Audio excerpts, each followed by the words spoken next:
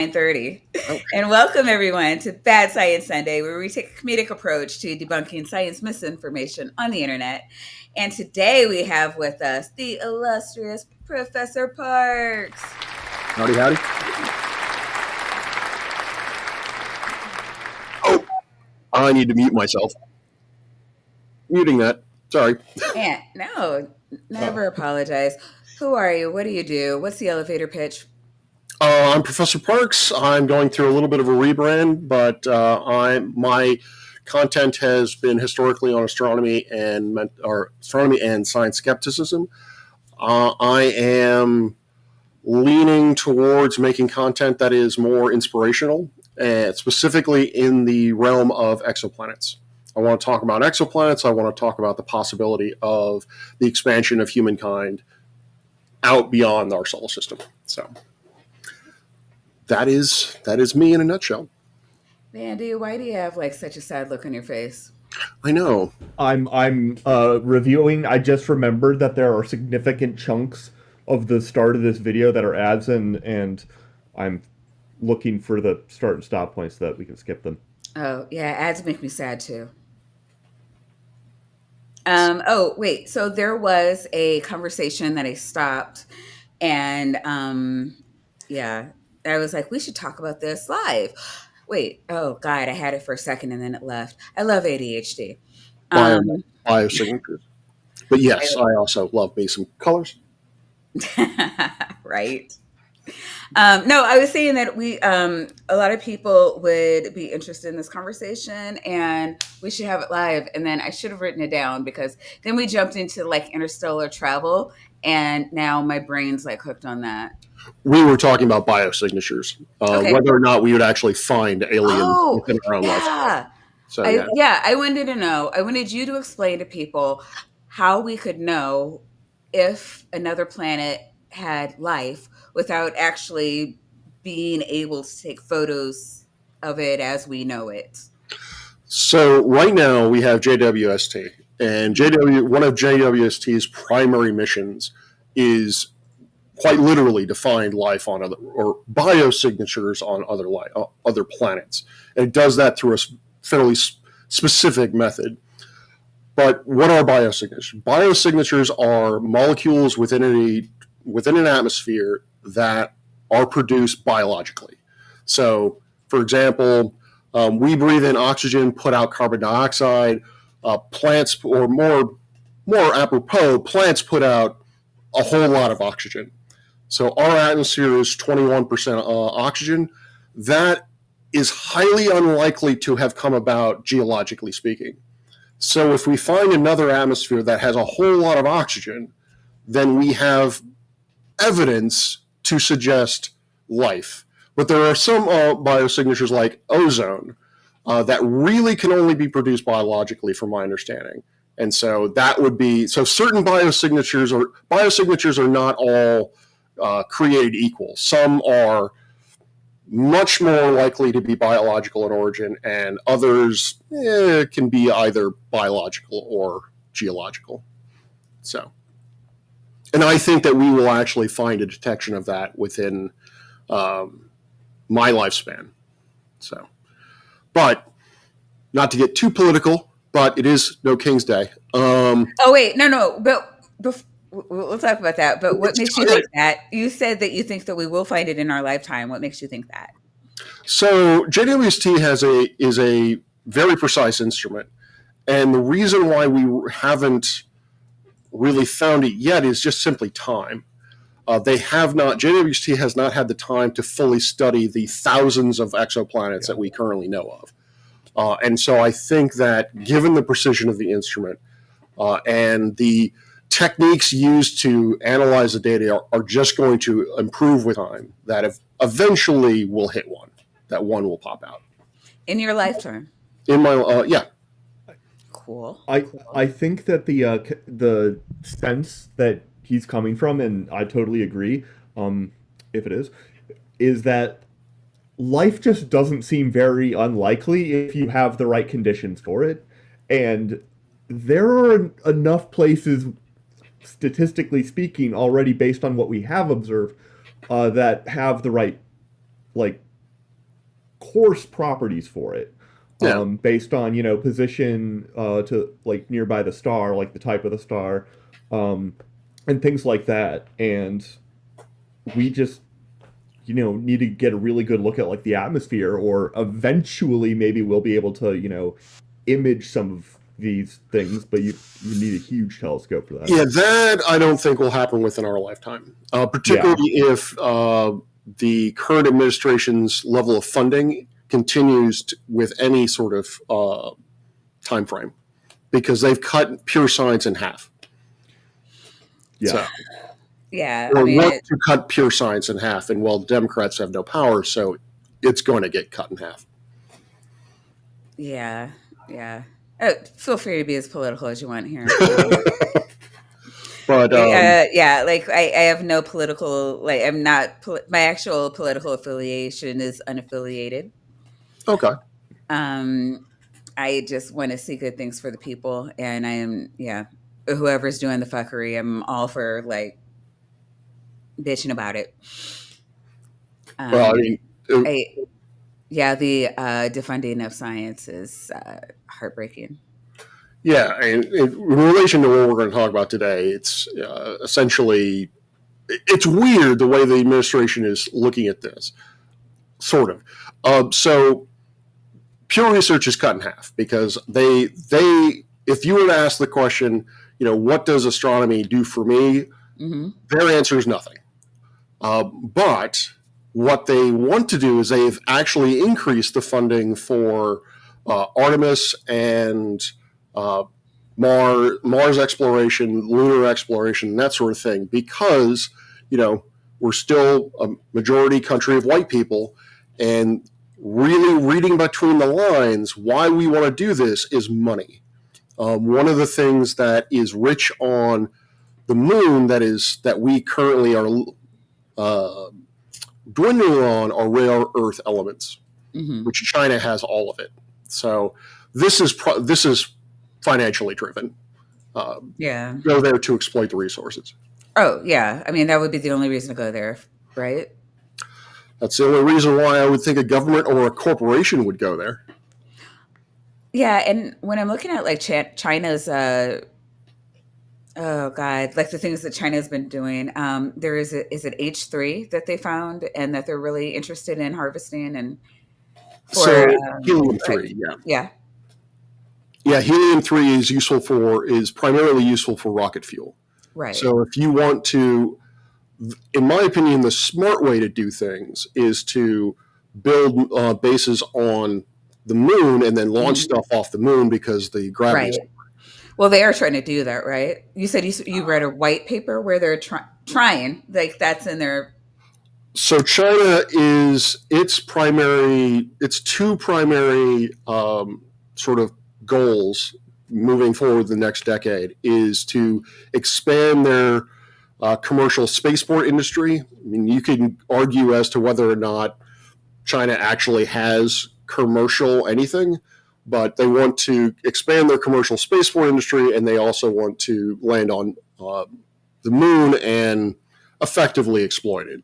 They say exploration, but really what they mean is looking for minerals and things of that nature. And I hear that H3 is important because it's something about unlimited clean energy or something like that. Or am I getting that right? Possibly the thing that is most relevant to me when I'm looking at this is that rocket fuel. If you want to Mhm. launch stuff off the moon, having a ready supply of helium 3 where you can immediately access it is vital, and there's a lot of it on the moon. Well, As for other energy concerns, I'm not entirely certain how clean well, helium 3 is. what Well, do I you heard. need Right. for helium isn't rocket fuel, right? Like you would use it for cooling maybe the rocket fuel. I Uh, because okay, helium's inert, right? I think it was Um, part of the rocket fuel but process. H3, if it's also, well, because you might use it like the helium is really hard to get a hold of because it just floats up and it doesn't really react with anything, so you can't like chemically grab it, and it doesn't Well, I react heard with that the anything, so it ozone just or the Earth's comes out of the ground. the magnetic field just blows it right past the Earth too, and so that's why it's able to like stick to the Yeah. moon, for lack of better terms. Well, Just because, yeah, we're just like, yeah, psh. yeah, exactly. Um, and so it apparently it's easier to get on the moon. Yeah. And so if you like fill that up, but it might also be. I mean, I guess not, since water is everywhere. Making getting hydrogen on Earth is super easy. Mhm. Um, but it's No, probably not that hard to do on the moon either, because hydrogen is even lighter than helium. yeah, it's one of the reasons why we've been concentrating on the solar pole of the moon is Yeah, because there's a crater there that is just filled with ice, and so he who yeah, controls the ice, Water water. ice. hmm yeah, yeah. Cool. Yeah, And if you so ever you can watch the turn that show into. For Mankind or For Humankind on Apple TV, part of like I think it's either season 2 or season 3, the storyline centers around controlling that particular crater. So I could believe it. Interesting. yeah, All right. Happy Father's Day to all the dads out there. Hope not it. you.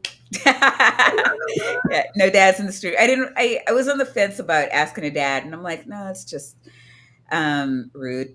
Dads should be loved by their kids all day, and I'm just gonna sit here and entertain you all.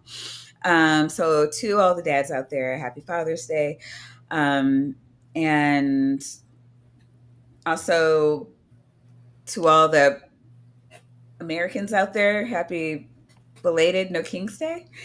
Did either of you do anything yesterday? Sadly, no. I wasn't Yeah. feeling very well, and also I don't know anyone down there, and so I wasn't. I was, even though I looked the way that I do, I was scared of going down there and doing something that would get me arrested, and then rotting in jail for a weekend or a week. Yeah, yeah. Cops be wilding out there. Mm-hmm. I So really, I was really happy that with, oh God, I know it was over 2,000 protests yesterday. Only two kind of got weird, which I believe were in LA proper and Atlanta proper, okay. where there was some tear gas used, and all the other cities managed to protest without a hitch. I know. Oh God, I forget. Is it Casey? Oh, I forget her name. It's the blonde atheist. She was saying that she was in Tulsa, Oklahoma, and that they had a good turnout for their No Kings protest, and I thought that was really cool. Baltimore, I was kind of like you with the Baltimore protest. I didn't want to go into Baltimore proper because the cops out here are kind of a little reckless, even by the standards of other cops. Yeah. Right. Yeah. Cops from other cities are just like, man, these Baltimore cops. So it's just like, I didn't want them to look at the LA cops and like, start like poking their chest out. Like, I'm gonna go to the county. We got tear gas too. Right. They do. They really do. Um, So yeah, I had to work. I was working at well, I worked in the corporate office, but we were in like 6 places throughout the city during the Freddie Gray riots, and I don't say riots lightly. But yeah, some there's some things that burned, and yeah, so I mean, I've seen what the police can do here, and I'm just like, not trying to relive that without like being told that I have to. So yeah, I went to the county to protest because like it's some and not because I'm I very similar to you where I just don't feel like if I'm in jail, I don't know how long it is before people start missing me or find me. Um, and I don't want to just sit in jail for 6 weeks waiting for a court date, and then all of a sudden all my shit's on the street and I don't have a job. Yeah. I don't know. I feel a lot better. Like a lot of the girls I know that went into the Baltimore, and a lot of them I was really proud of them. They're like they have a certificate in diffusing situations, so they went intentionally to find problematic situations and to tone it down so that it wouldn't turn into a riot. Oh, Because right. there's always those people are needed because there's always protesters there, and I would love to do that. Except it's just like I feel better if I was like a soccer mom like them, where it wouldn't matter if I had a criminal record, and actually all of them do, in both Baltimore, Maryland, and DC. Because like when you throw yourself into the middle of shit, the cops just start. I mean, seriously, the cops just start arresting everybody. Yeah. And but then you can call your husband to come and get you, and it's like, it's just, yeah.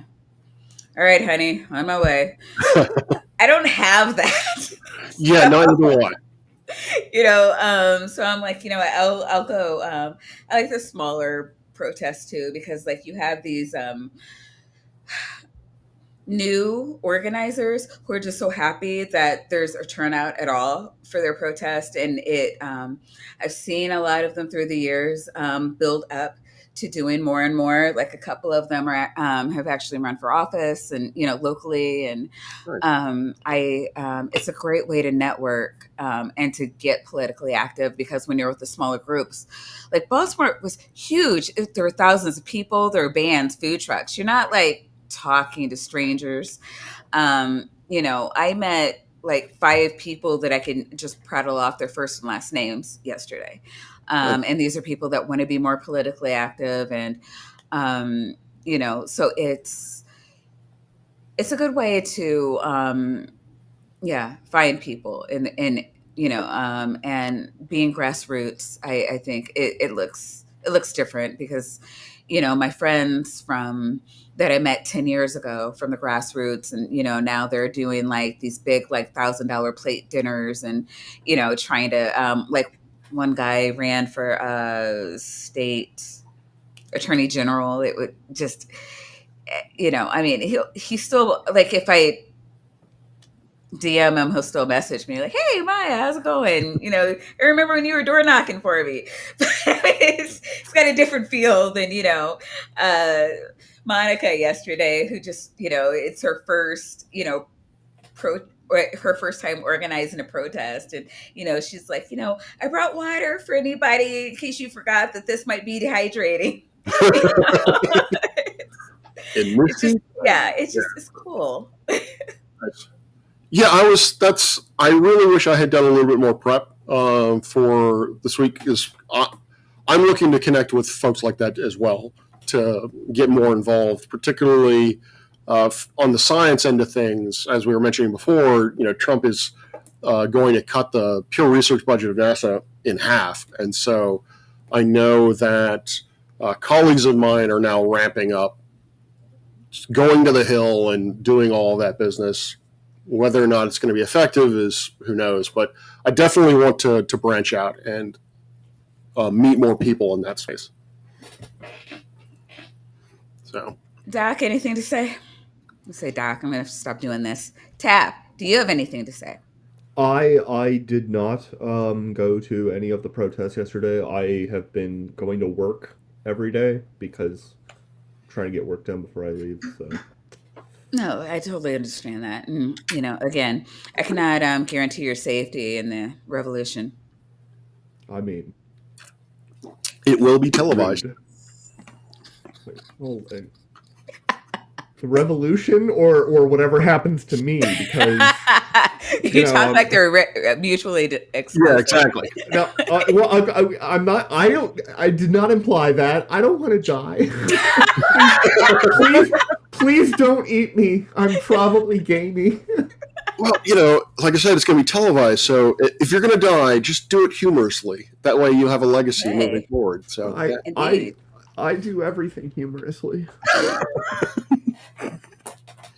You know, Okay. All right, so Doc, The title of what do we have for the good professor this week? Aliens. nice. It's going to be They are great. always The the title of the answer. video is UFOs are real and I can prove it! Exclamation point. Rare UAP capitals, footage and photos plus capitals, and angry capitals, surprise! Exclamation point. Ooh.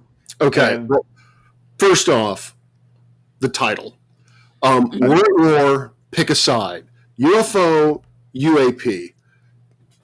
They do not mix right? the two. It's UFO. Screw you, UAP. Yeah, there was no need for that, right? Like, Exactly. You're just confusing the issue. Um, why did they probably there move was somebody who got picky about hovering versus flying. Yeah. I'm like, what? Unidentified flying object is perfectly fine. Why Yeah, aerial phenomenon? Because to me, that sounds like, gas cloud or whatever the bullshit that the Air Force came up with to explain Roswell. Um, so, was it an exploding gas cloud or When did uh, that? I feel like I just started hearing UAP it's recently. it's certainly more recent. I mean, at this point, it's probably like at least 8 years since I've heard it. But so that I think is the new military standpoint because they released all Oh, of those okay, gotcha. files a few years ago and had the Senate hearings and all that, and so Uh-huh. that's where I yeah, started hearing UAP. Yeah, yeah, same. But an aerial phenomenon, that's cute. Yeah, like all right, why did we need a new name? Because UFOs are synonymous with aliens, and Well, I, you know, yeah, and so they're thinking that UAP is going to remove the aliens from the equation. for 8 years at least. You know, well then I think we need to start calling it unidentified alien phenomenon, just to just to cut through it, cut the BS. fair Unidentified enough. alien phenomenon. I have the sense that our channel here that we're covering would agree Mhm. with us. The title of the channel is The Angry Astronaut, and they've got 194,000 subscribers, which, honestly, that's I given what this channel looks like, I wouldn't have been surprised by higher. The But production value is good, at least in the first 5 minutes that I saw. So Yeah, I mean, and I didn't really look into him like as a person, but I'm pretty sure he's not an actual astronaut. I would be surprised if he were. But yeah, just chat. I found a new person or a new channel today, the Angry Astronaut, and I do like he tries to take a scientific approach. he does. This is definitely on the top echelon of the Yeah, people we cover, I feel like. yeah. Doubt. But Yeah.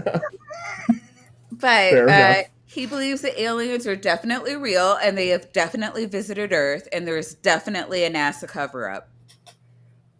Of course, I mean, he's right though, so I'm just saying. NASA is responsible for all cover-ups, didn't you know? I mean, But yeah, yeah. Shape of obviously. the Earth, COVID, whatever. It's all Mhm. NASA, all the time. Yup. Wow. This video has almost 100,000 views, and it's from a Oh. few months ago. And then So let's Titan go. says that he is trolling someone in the chat, and I am pro. Um, oh, and before we get started, real quick, I do want to thank the Sinister Porpoise for being a member for 12 months. Oh, God, sorry. My thing's just going all wonky on me today. Sinister Porpoise has been a member for 12 months. That's one full year. Wait, is it? And the blonde bombshell has found her way back. She is gifted us 10 cultists. Weasel Call. Hey, Hey. And those went to Gretchen Beach, Finn, Dapper Dinosaur, a friend of the show. I'm not Lizzie Stardust, Brooks, the indescribable Otto Man, Aaron Colson, Johnny Smith and Felipe Courtois. Paul Fletcher. Hey, everybody, welcome to the cult. Please enjoy your tapioca weasels, your nitties, and vaginas. Oh, and Blonde Bombsheller is also now a new cultist. Welcome to the fold. All right. All Shall right, we? let's go. Ooh. In That reminds me of Flight of the 1955, Navigator. E.J. Huh? Remember the movie Flight of the Navigator? Nope. You might be too young. No. All right. Sorry. Yeah. That reminds me. That ship reminds me of it. Fair. In 1955, E.J. Ruppelt, the former head of Project Blue Book, published his memoirs, and in my opinion, he summarized the whole UFO debate extremely well in 2 paragraphs. Quote, "This report has been difficult to write because it involves something that doesn't officially exist. It is well known that ever since the first flying saucer was reported in June of 1947, the Air Force has officially said that there is no proof that such a thing as an interplanetary spaceship exists. But what is not well known is that this conclusion is far from being unanimous among the military and their scientific advisors because of the one word, proof. So UFO investigations continue." I mean, And he what the problem with when they start off a video by quoting extensively somebody is it's sometimes hard to, like, find something witty to say. The hassle it's over the just coal mining. Well, what are you going to do with it? It's like, okay, Yeah. sure, somebody said something awesome. The word proof boils down to one question. What constitutes proof? Does a UFO have to land at the river entrance to the Pentagon near the Joint Chiefs of Staff offices, or is it proof? That would be proof. I I don't know. For me, probing has to be involved. Like, does it have to be anally? I'm up for anything. Ear, nose, whatever. Okay. So, But what if they decide to make a new one, a new hole? ooh, Then they're stabbing you, right? Like, belly button. Belly button. I mean, you can just because you get stabbed in the belly button doesn't mean you weren't stabbed, though, right? Fair. Yeah, I don't know. Proof when a ground radar station detects a UFO, sends a jet to intercept it, the pilot sees it, locks on with his radar, only to have the UFO streak away at phenomenal speed? Is it proof when a jet pilot fires at a UFO and sticks to his story even when under the threat of court-martial? It's proof of UFOs. Exactly. See, I think he's going to conflate 2 things. A UFO is an unidentified flying object. It doesn't necessarily mean alien. So it just could mean that there's a really that's fancy exactly what that means. Well, yeah, it's true to us, but to rational folks. But I don't know. No, you don't understand. What Maya is saying is that the answer is always aliens. It's Hello. it's one of the cardinal rules of the show, and it makes doing an actual show on aliens both hilarious and difficult. So I'm pretty sure those are the suppositarians that we have on the screen right now. Yeah. I mean, you're not wrong. Like, is this like a wing, little winglet right here that sticks out that's supposed to, like, give lift? Because that's not.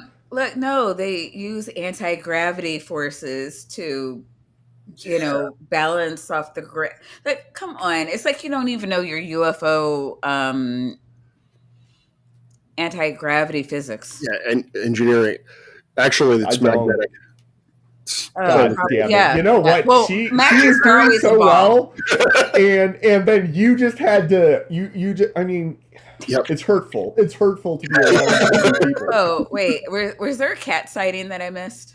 A couple, actually. Lunar was up here. Although, Well, the next time there's a cat, we have to stop the show and showcase the cat. Like, it's just, that's also a rule. I can't have a mutiny in the chat. Yeah. Sunny's down there, Luna's over there eating. That's why I don't ever have a cat. Does That's this awesome. constitute proof? Well, in my opinion, if this is the only proof we had of the existence of UFOs, it would be quite compelling. But the truth That is, is not a proof of existence of UFOs, though. That is Well- literally well- CGI. No, yeah, to be fair, he's putting graphics over and we interrupted his thought. His thought follows the statement that if you see a thing on radar that is behaving weirdly, you send a jet out to intercept it. The guy like can see it, I think also on Well, his I don't radar, like and then him it talking about. vanishes. Yeah. That Well, he could say so it, but I don't like him talking about all this while showing this because it makes idiots think that this is what, like, this is a real thing that he's actually talking about. I mean, that's fair. I That's a can't. literally flying saucer. Yeah, I mean, I can't. yeah, and this, can we all at least agree that this is not a real thing? No. CGI. No, it's real. I own 3 of them. Real. Have much, much more than that. And I'm going to lay all of that out for you and prove to all of you, except perhaps the most hardcore skeptics, that UFOs are indeed a legitimate phenomena and that this phenomena is most likely visiting us from another planet. See, that one's cool. I like that one. Yeah. Yeah, these AI UFOs are totally cool and It's not symmetric though. not real. The thing I don't understand But is no, why aliens silver? don't care about your symmetry. Look, they just like looking cool on screen because that's how you get the idiots to believe in you. Chicks dig cool. That's what I They hear. do. They do. Yeah, and if you want all the cool Earth pussy, you gotta get a cool like rig. Yeah. Why All right, silver guys. though? Why not gold or black? Well, it's Like a blue. chrome. It's No, blue and silver, and the clearly best chrome. people have blue cars. Oh, chrome. Yeah. Okay. Yeah. All right. That makes sense. Aliens are dude bros. Got it. Yeah. Got to chrome it out. Legitimate phenomena, and that this phenomena is most likely visiting us from another planet. Ooh, Good Angry afternoon, Angry Astronaut viewers. I've got a quick. How am yeah, I going to Yep. prove Definitely. UFOs Looking in a really mirror. It's like looking in a mirror. exist? Even though many UFO enthusiasts believe that UFOs are interplanetary spacecrafts or interstellar spacecrafts actually having been manufactured by another civilization, very seldom does a UFO documentary start out in space, but mine does. And All right. Awesome. Oh, is he going to talk about Oumuamua? Please tell me he's going to talk about Oumuamua. Because I think that's what that is. It's It's a spaceship. coming right for us. Mm-hmm. for a very particular It does reason, mean because scout on July in Hawaiian. Yeah. Oumuamua means I- scout in Hawaiian. I think that we are still in the realm of filler footage interspersed between things. Okay. But I think is that a picture of Oumuamua or no? It's an artist rendition. Well, yeah, we don't yeah, I'm have sorry, any that's what I like, mean. proper. Yeah, Right. Yeah. I would think so. That's what it looks like to me. Right. I mean, I'm and that unaware would of any be. other- As far as artist renditions go of things, that would be. I'm sorry, Professor Parks. Correct me if I'm wrong. Looks like it would be a decent artist rendition of what Oumuamua actually looks like. Yeah, it's got the dimensions right. Is Although- there like still? I heard there was some controversy about that, but I don't know if there actually was, or if it was just some people were like, a prolate geometry could also work, and people are like, no, not really though. If you're talking controversy in that there was the former department chair of Harvard's astrophysics department is now fully on board with alien life, then yeah, there was a controversy. I wasn't even talking. Oh, what's his name again? Avi Loeb, who was just a Avi Loeb. Yeah, I wasn't thinking about Avi Loeb, but oh my god. My favorite thing was, I don't know if you're familiar with who Jill Tarter is. Jill Tarter is basically not the founder of SETI, but the modern. She is basically SETI at this point. Frank Drake basically founded it. Jill Tarter has led the modern effort of it. And I saw a Zoom meeting with Jill Tarter and a few other folks in Avi Loeb, and it was the most masterful piece of mansplaining I have ever seen. Wow. Avi talking to Jill Tarter and telling her about the importance of finding extraterrestrial life and how I think I did see part of that. ended, it was just chef's kiss. Just wow, yeah, he really is a colossal douchebag. So that's the only controversy that I have in terms of the science behind it. It would be unusual for an asteroid to behave the way it does, but not out of the realm of possibility. It's also, I mean, it's the first asteroid that like definitively was on a non-orbital path. So it's a hyperbolic orbit, which means that it's not bound, which means that it has to have come outside the solar system, swung around the sun, and gone out elsewhere. What's interesting, about a year later, we saw our first interstellar comet. And I was like, well, Oumuamua is the scout ship, so this has got to be the mothership. But, so I don't know, maybe that we do have aliens now living among us. Interesting. But I mean, it's not uncommon for things to kind of get caught into the sun's what do you call it? Gravitational pull, and then like kind of go out. Yeah, the thing is, we don't really have good. We don't really know what's out there because these objects are generally speaking very dim, and so the Oumuamua probably is not the. Well, I can almost guarantee you it's not the first. It's absolutely not the first. Just the first one we've seen. Yeah. So it's probably not even the first one that we've imaged. It's the first one that we identified. Like, we take a lot of pictures, and he's about to actually, I think, talk about a discovery like in an old series of photos. That was what I got from it when I was listening, at least.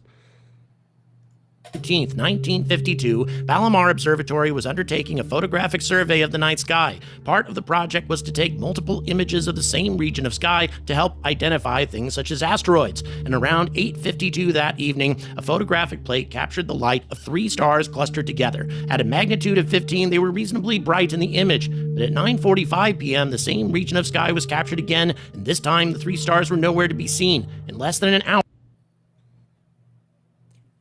are you familiar with this phenomenon? They had completely vanished. Stars don't just vanish. They can explode or experience a brief... explode over. All right, so we've got... So he's saying even if stars explode, they don't just vanish. So this is 1952. Okay. Yeah. Then 91, then 18, and then 21. Now, it's unlikely, but it's possible all 3 of those are asteroids.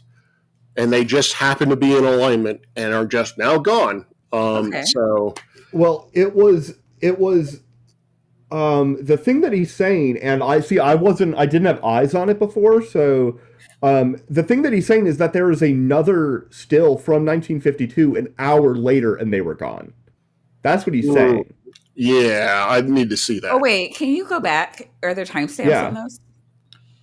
That's what. On the images. Yeah. There are years at the top, month and year. 1962, 1991, 2018, 2021. Okay, so this was to his. That's right. That I looked at that because of the claim. It was less than an hour. It's like, all right, well, you're showing me images from years from ago. Yeah, so, even stars would have been gone. Let's say stars, planets. Because we've seen planets align kind of like this before. Mm-hmm. I have. There was in the 90s, when was it Jupiter, Saturn, and Mars? Was it Mars? I think it would have had to be Mars, yeah. They were in a straight line. And I remember seeing that one night. And then the next night they were kind of in a triangle, and then I couldn't tell where they were. And it was kind of cool. So this would have been night 2, where it would have looked like the top left. And then, the night after that, it kind of would have looked, like it would have in any of these others because, planets move. But it wasn't within an hour. Yeah. Well, I'm wondering if he's going to show a photo. that So. is like also at least labeled from that. They had completely vanished. Stars don't just so vanish. They can explode or experience a brief optimistic. period of brightness, but they don't vanish. And yet, the photographic proof was there. The three stars Where? clearly in the Where was the photographic proof? Well, I'm really. please. first image and clearly not in the second. Well, the second image isn't from the same. Which The is assumption is that they must have later. Yeah, dimmed, but that is hard to accept because there is no scientific precedent for such a thing. Later observations found no evidence Oh, hold on. Okay. All right. So what is of the stars. What does that say? Yeah. An extreme zoom and grayscale stretch of the 10.4 what's m meter GTC R band image centered on the triple I don't know what that transient means. left. The same zoom of the POSS I red image obtained. Palomar. That's Palomar All Sky Survey. Beautiful. One in the it's red. nice having an astronomer here. Obtained in July 1952 is shown in the right panel. The position of the three transients are marked by three large green circles with the astrometric calibration, something by multiple neighboring stars, some of which marked by small circles. The GTC image exhibits no stars near the center of the three green circles with threshold of 25.5 magnification. Magnitude, probably. Magnitude, okay. Yeah, magnitude. All the sources lying within the big green circle are below the POSS1 detection limit and thus are not visible. So, so first thing we only have one date. We only have July 52, which is the one on the right. Okay. The one on the left, I don't think I'm fairly confident is not contemporary because it's from a 10.4 meter telescope, which didn't exist back then. So, and that is good news. That is good information to know. GTC, is that Gemini? I don't know what that is. No, that's why you're here. The Grand Canary Telescope. I can't speak Spanish. So yes, that is in the southern hemisphere. And it was built in 2007. Wait, hold on. Wow. Is that like at the same time as 1952? I don't think so, unless we got some wonky time dilation. Aliens can do alien shit, so maybe. Maybe we just got to let them cook. Maybe. I don't know. Such optimism. Dimmer than a magnitude of 24. This means they dim by a factor of 10,000 or more. In other words, a dimming that has never occurred anywhere else in the observable universe, or at least we've never seen anything like this. Now, we have seen things dim by that amount. We haven't seen it happen over an hour. No. But we've definitely seen it happen over a period of, what would that be, 40... Yeah, a couple 3 decades. Yeah. Yeah. Even like a supernova do this over the course of a few days, I think.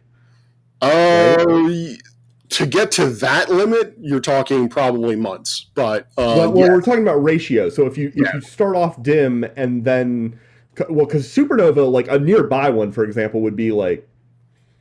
Oh, when Betelgeuse drops off, you can see it. You will be able to see it in the daytime. In the daytime, yeah. Oh man, that would be so cool. Yep. It's going to happen either now or anywhere from now until and 10,000 years from now. So save the date. Are you talking about Betelgeuse? Yep. Beautiful. Yep. Now, the team of astronomers who recently made this discovery, led by Dr. Beatriz Villarroel, came to the conclusion that these weren't stars at all, but rather 3 bright points within 10 arc seconds of each other, 3 individual objects. So I can't.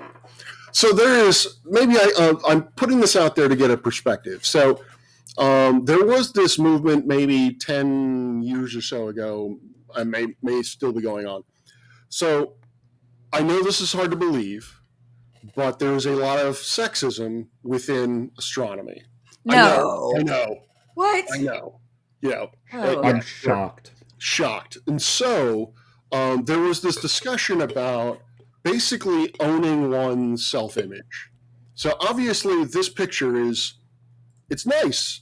It's albeit, sexy. I don't know how to describe it appropriately, but it's definitely not something where you would see a scientist ordinarily pose for this sort of picture. So I wonder if it's AI Yeah. generated. So I'm wondering if it's Wait, you didn't have to have a glamour shots photo for your any of your professional shit? no. Although Wait. I may actually be getting one soon because I'm. What do you think I'm growing out the beard for? Yeah, the fan.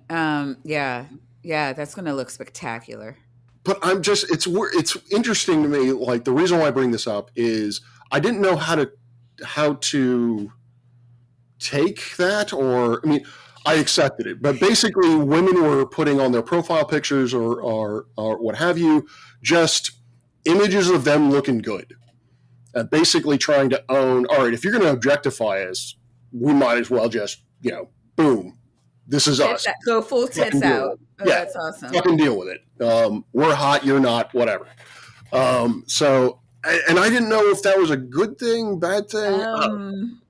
I'm not inclined to think of it as a good thing. I mean, everyone is beautiful in their own right. Certainly, I don't understand like treating women any differently than men in a professional sense. Now, if this is something you want to do for your Facebook profile, you go, girl. Yeah. But I think it's a little unprofessional. just say it. Same, but I obviously. I mean, I think your professional shit should look like you're going for a job interview. Yeah. Not hair winds, Right? Yeah, the wind. I don't know about you girls, but I've never brought in the wind machine to like really sell it in the interview. But maybe it's just me. I'm sure. I was raised by nuns. Maybe I'm just a prude. Maybe this is actually an alien, and this is how aliens do. But one of the girls is paying us $2 to hear me say, "Can aliens tell us if P equals NP?" Oh God. Maybe, but maybe not. Seems like a pretty hard problem. P equals NP is the most important open problem in computer science. I learned that from an episode of Elementary. Ooh. Great show, by the way. Great show. Thank you, Senator. Lucy Liu's wardrobe in that show is, I would kill for that wardrobe. It's just fantastic. But yeah, I don't know. This picture just kind of like, okay, you're going to put up a picture of the lead scientist on this thing, and you chose that. Is it though? Like, is it like we could look them up and see? It might not be related at all. That's fair. That's fair. Have triggered their brightening, and given the time span of about 50 minutes, causality in the speed of light would require that they be no more than 6 astronomical units apart. This is my irritation with ufologists sometimes is they give these things that sound good and then they don't present a critical piece of data without which it all falls apart. Yep. Because otherwise you just got a story. Like, if you're gonna say that we've got data that says this, you best come correct. Like, come on. Well, maybe like he's saying it, and while you're like staring at her tits, it's like, yes, this seems right. Mm-hmm. So down with this. Well, I mean, it's the first law of Flurf in that their own citation. Well, that's got a light of Flurf, but is their own citations debunk them. So. Yeah, Trojan source. So, yeah, I'm looking for a pen because I want to write this down. Yep. No more than 2 light years away. I want to look up this phenomenon because obviously there was a paper written about it. So I want to know what they actually wanted to know about this. Sorry, I'm just being a nerd. It's really astronomical units apart and no more than 2 light years away. Indeed, what the team determined is that they were very likely 3 objects in geosynchronous orbit. What This one does not have a date, they really looked but I think this is the original one based on the resolution. like, when it comes right down to it, is 3 satellites of some kind in geosynchronous orbit. Oh, But of yeah. course, in 19 Clearly 3 satellites. 52? Okay. Yeah. Yeah, that's the point. That he's gonna point that out. there were no satellites in Yeah, geosynchronous see? orbits. Certainly no triple That's That's his evidence. His whole point is that he thinks these were, satellites, things nearby around Earth. But we couldn't have put them there. No, why aren't all of them satellites? The rest of them didn't move. Just these 3. Okay. They didn't disappear. Yeah. I'm Not only did they not. I'm not even convinced that those did. Yeah. Well, not over that time scale. Me neither, because I don't. I mean, because he's not giving me anything. I don't know that he didn't just he's making shit up. I think. Yeah. yeah. Did he put them there? Because we don't see them anywhere else. I mean, I just it would actually make more sense to me that he just put trans. Well, you have is it transparent? there is a Translucent figure paper here. over- There's another figure. Yeah, I think this is the citation. So it's Solano et al. So, And so E. Solano. I'd have to go to that book and see it. Which I haven't. So I guess that's shame on me. But I am still not taking his word for it that any of these are proof of anything. And and they say it probably has triple transient in the title of the article. okay. I would guess. I need to pay some professional fact checkers in the stream. I'm not looking up all this shit. Well, all right, what's he talking Well, about? keep going. There I'll were see no you. satellites in geosynchronous orbits. Certainly no triple asteroids in orbit that would have suddenly disappeared off of the plates. No triple meteor occurrences. Nothing that can explain the appearance of these objects, except the best explanation: 3 artificial objects in orbit that were there briefly and then vanished. Now, to be clear, these are recent discoveries. In 1952, nobody had the slightest idea that these strange objects had appeared on the photographic plates of the Mount Palomar Observatory. But what they did know. Okay, so hold on. In what was that? 5 seconds, I actually did better research than this dude did. Nice. He's onto something. I don't know if I can share my screen or not, but We can make that happen. all right.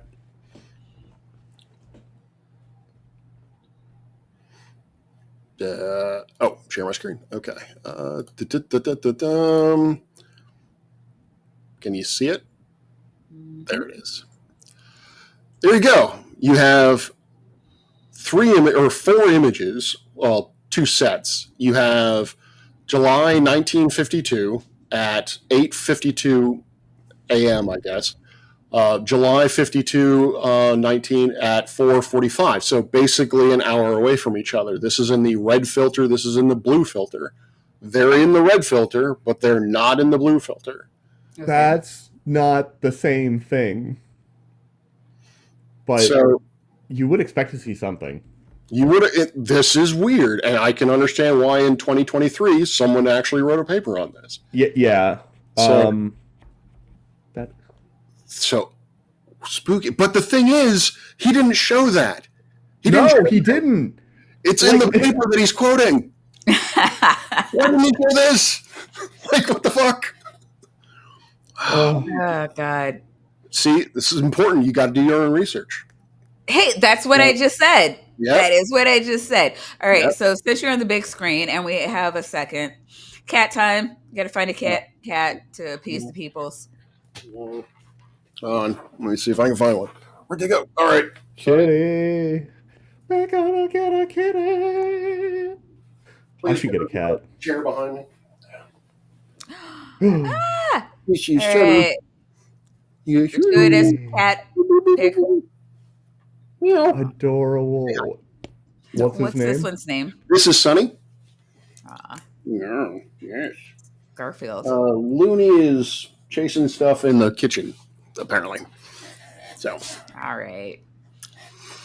Thank Is you. the day after these objects appeared in this photographic plate, the most sensational and well-documented mass Okay, so sighting of UFOs in American history Oh, occurred. wow. And I'm going to go Well, ahead you and know, relate this.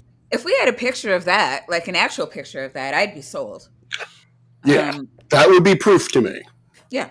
But that is an artist rendition of something.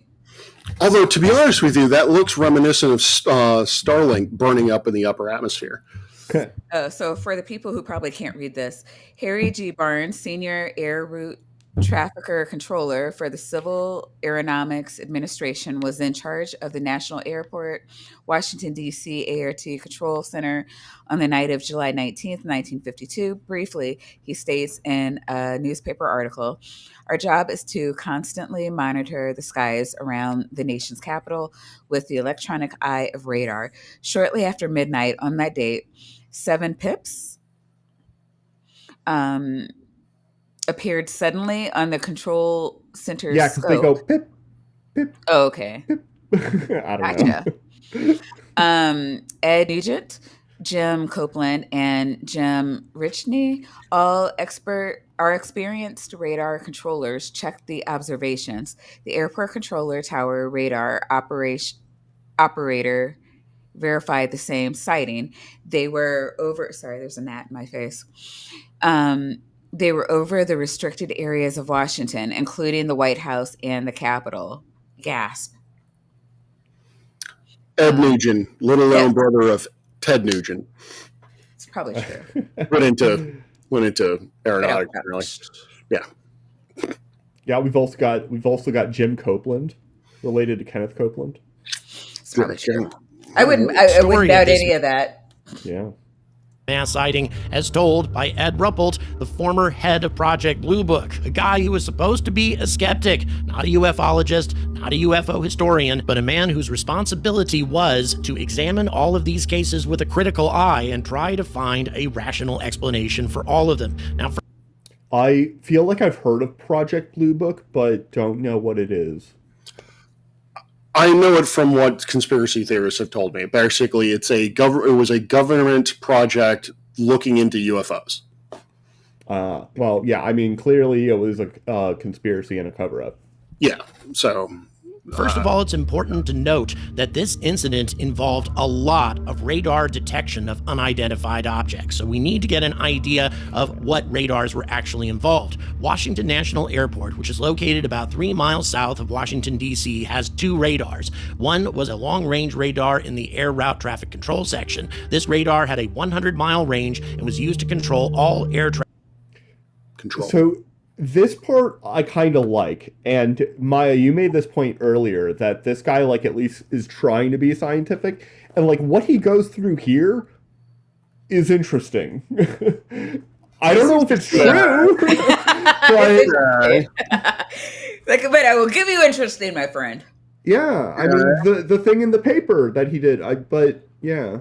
Traffic approaching Washington. It was known as the ARTC radar. The control tower at National Airport had a shorter range radar that it used to control aircraft in the immediate vicinity of the airport. Boiling Air Force Base was located just east of the National Airport across the Potomac River. 10 miles farther east, in an almost direct line with National and Boiling, was Andrews Air Force Base. It also had a short-range radar at the time, and all of the airfields were linked together by an intercom system. When a new shift took over at the ARTC radar room at National Airport, the air traffic was light, so only one man was watching the scope. The senior traffic controller. Okay, so he set out. We got like multiple different ATC radar things going on. I'm just being hypnotized by the glowy thing. The glowy thing. I was too, and I was like, no, Vandy, you heard this earlier. It's okay. 6 other traffic controllers on the shift Aliens were out of the room real. at 11:40. Aliens are real. When the man watching the scope noticed a group of 7 targets appear. From their position on the scope, he knew that they were just east and a little south of Andrews Air Force Base. In a way, the targets looked like... This is the visual you're going with? That's 4. Formation of slope. That's 4. And, the other 3. And you didn't say they went down and hovered at the height of the Capitol building, around the Capitol building. The other 4 were like, "Hey, let's fuck with the human beings and circle around." The other 3 were like, "No, man, I'm done. Let's just go home." I mean, that, you know what? That would make sense. Like, I can imagine a group of aliens doing that. Yeah. Low airplanes, but You no have to formations imagine it because it's never fucking happened. were due in the area. As he watched, the targets loafed along at 100 to 130 miles an hour. Then, in a sudden burst of speed, 2 of them streaked out of radar range at supersonic velocity. These were no This was 4. Like, this dude seriously needs an editor. Like, what the fuck? Like, airplanes, the man thought, and so he let out a yell for the senior controller. The senior controller took one look at the scope and called in 2 more men. They all agreed that these were not airplanes. The targets could be caused by a malfunction in the radar, they thought, so a technician I have no idea what the fuck this is supposed to be. It's his tribute to J.J. Abrams and his wonderful lens flare. Lens flare! Yay! But I mean, look at the way it's moving. Okay. I mean, was called in, but the set was in perfect working order. The senior controller then called the control tower. Oh, believable. So believable. National Airport, and they reported that they also had unidentified targets on their scopes, and so did Andrews. And both of the other radars reported the same slow speeds, followed by a sudden burst of speed. One target was clocked at 7,000 miles per hour. By now, the targets had moved into every sector of the... Okay. That's like several times the speed of sound. Right. I only know that because of flat earthers. How do we... Okay. Fast. Big numbers. I'm willing to bet more likely it was an artifact, but I don't know. The scope and had flown through the prohibited flying areas over the White House and the Capitol. Several times during the night, the targets passed close to commercial airliners in the area, and on 2 occasions, the pilots of the airliner saw lights that they couldn't identify, and the lights were in the same spots where the radar showed UFOs to be. Other pilots to whom ARTC radar men talked on the radio. Okay, there was something weird in the sky, but go on. Was it didn't see anything odd, or at least that's what they said, but the senior controller knew airline pilots and knew that they were very reluctant to report UFOs. The first sighting of a light by an airline pilot took place shortly after midnight, when an ARTC controller called the pilot of Capital Airlines flight just after taking off from National. The controller asked the pilot to keep watch for anything unusual, and soon after the pilot cleared the traffic pattern, and while ARTC was still in contact with him, he suddenly yelled, "There's one off to the right, and there it goes!" The controller had been watching the scope, and a target that had been off to the right of the Capital airliner suddenly vanished at high speed. So I really hope this thing flies off at high speed. Me too. I was disappointed that we were looking at the National Mall and it was just the National Mall. I'm like, where's the aliens? Where's the aliens? Like, this is that opportunity.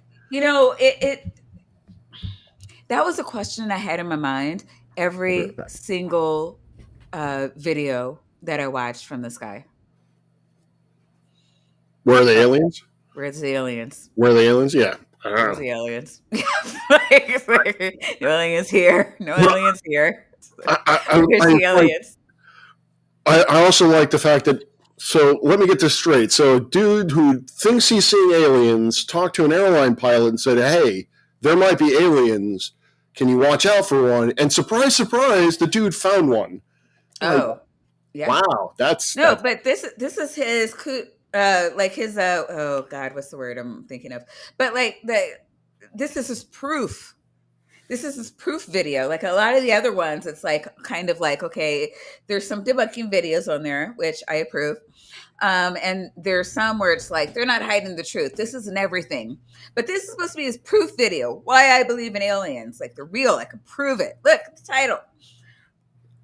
Again. And we get AI images and CGI, and it's lovely. It's all very nice. He's not actually showing, even blurry images of aliens or UFOs. Well, I mean, in fairness, aliens might be like Bigfoot.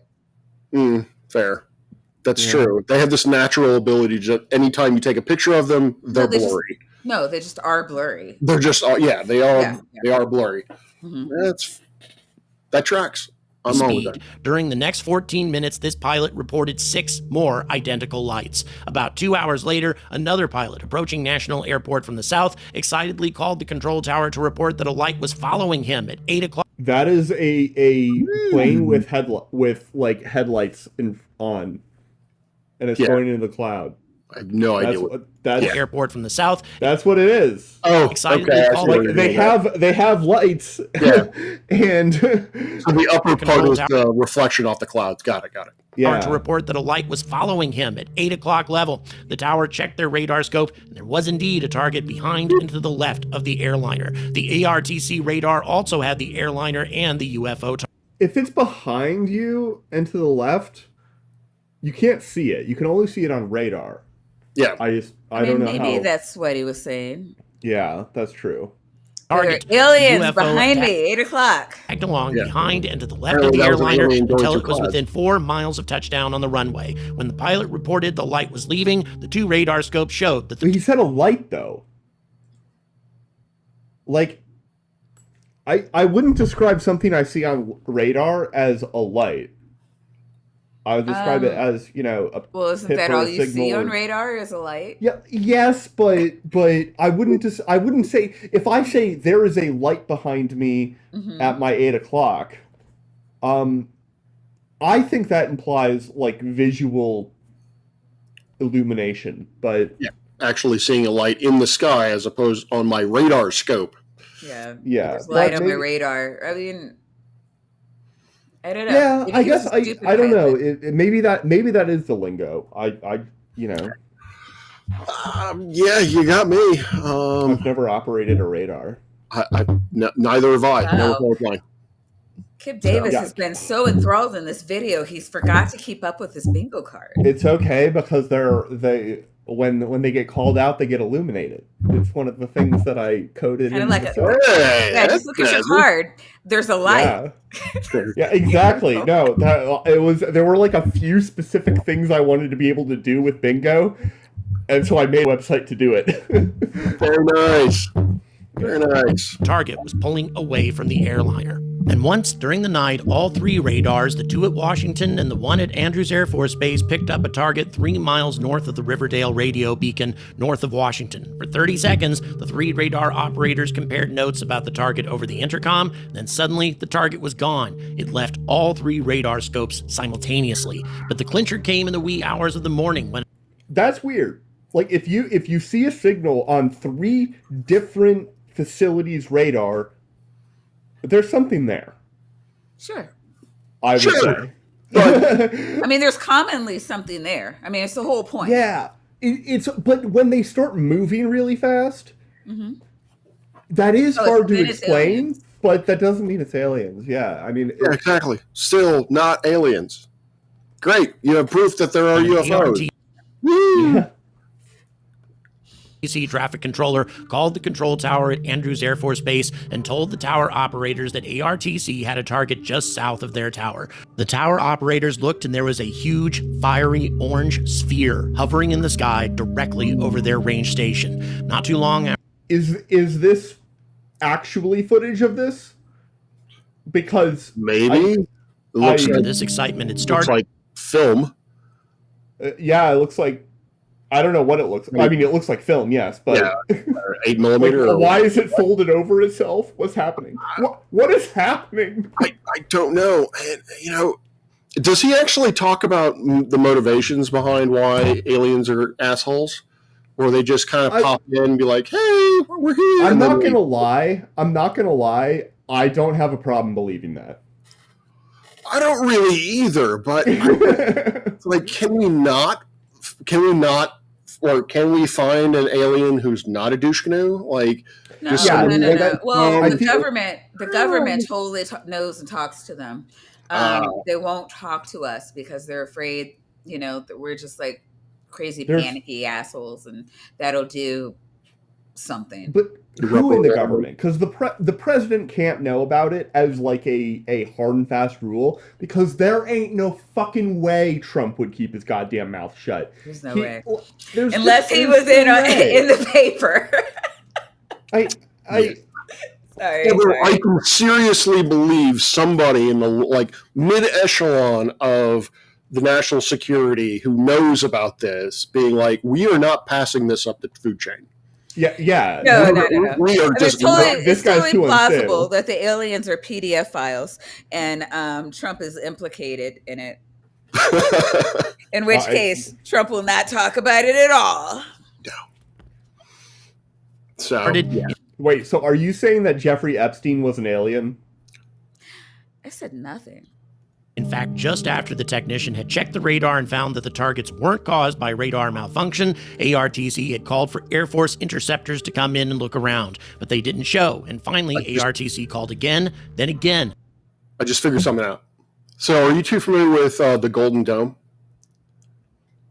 So No. Trump is going to spend a ridiculous amount of money on what they tell us is a missile defense system, which very similar to the Iron Dome in Israel, but because it's Trump, it's the Golden Dome. It's surrounded. Gold is not what you want to build a defensive shield. But what I'm thinking is that's what they want us to believe.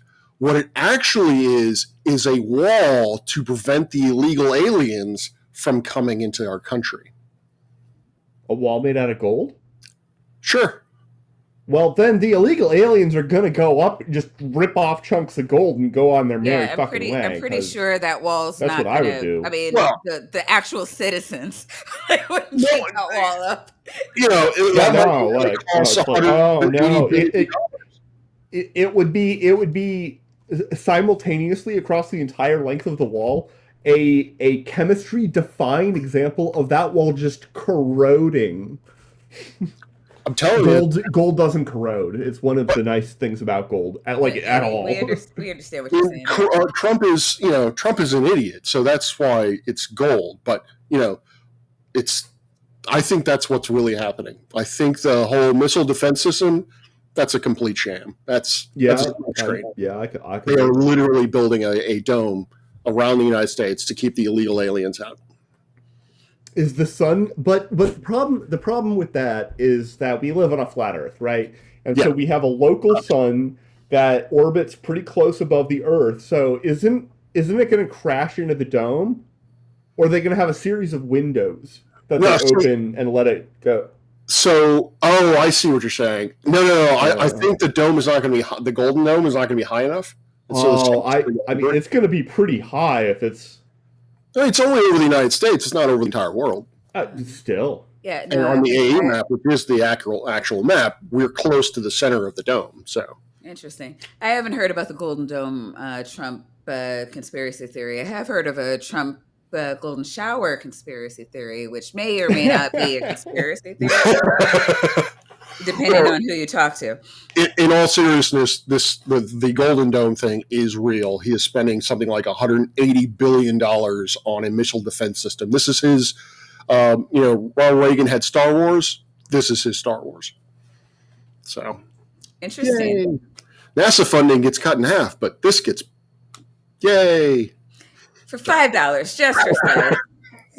The fact that they deal with the government is proof of assholery. I mean, really, you've come all the way to Earth, and instead of getting a panini or a pizza, a Reuben. I think that's kind of the height of.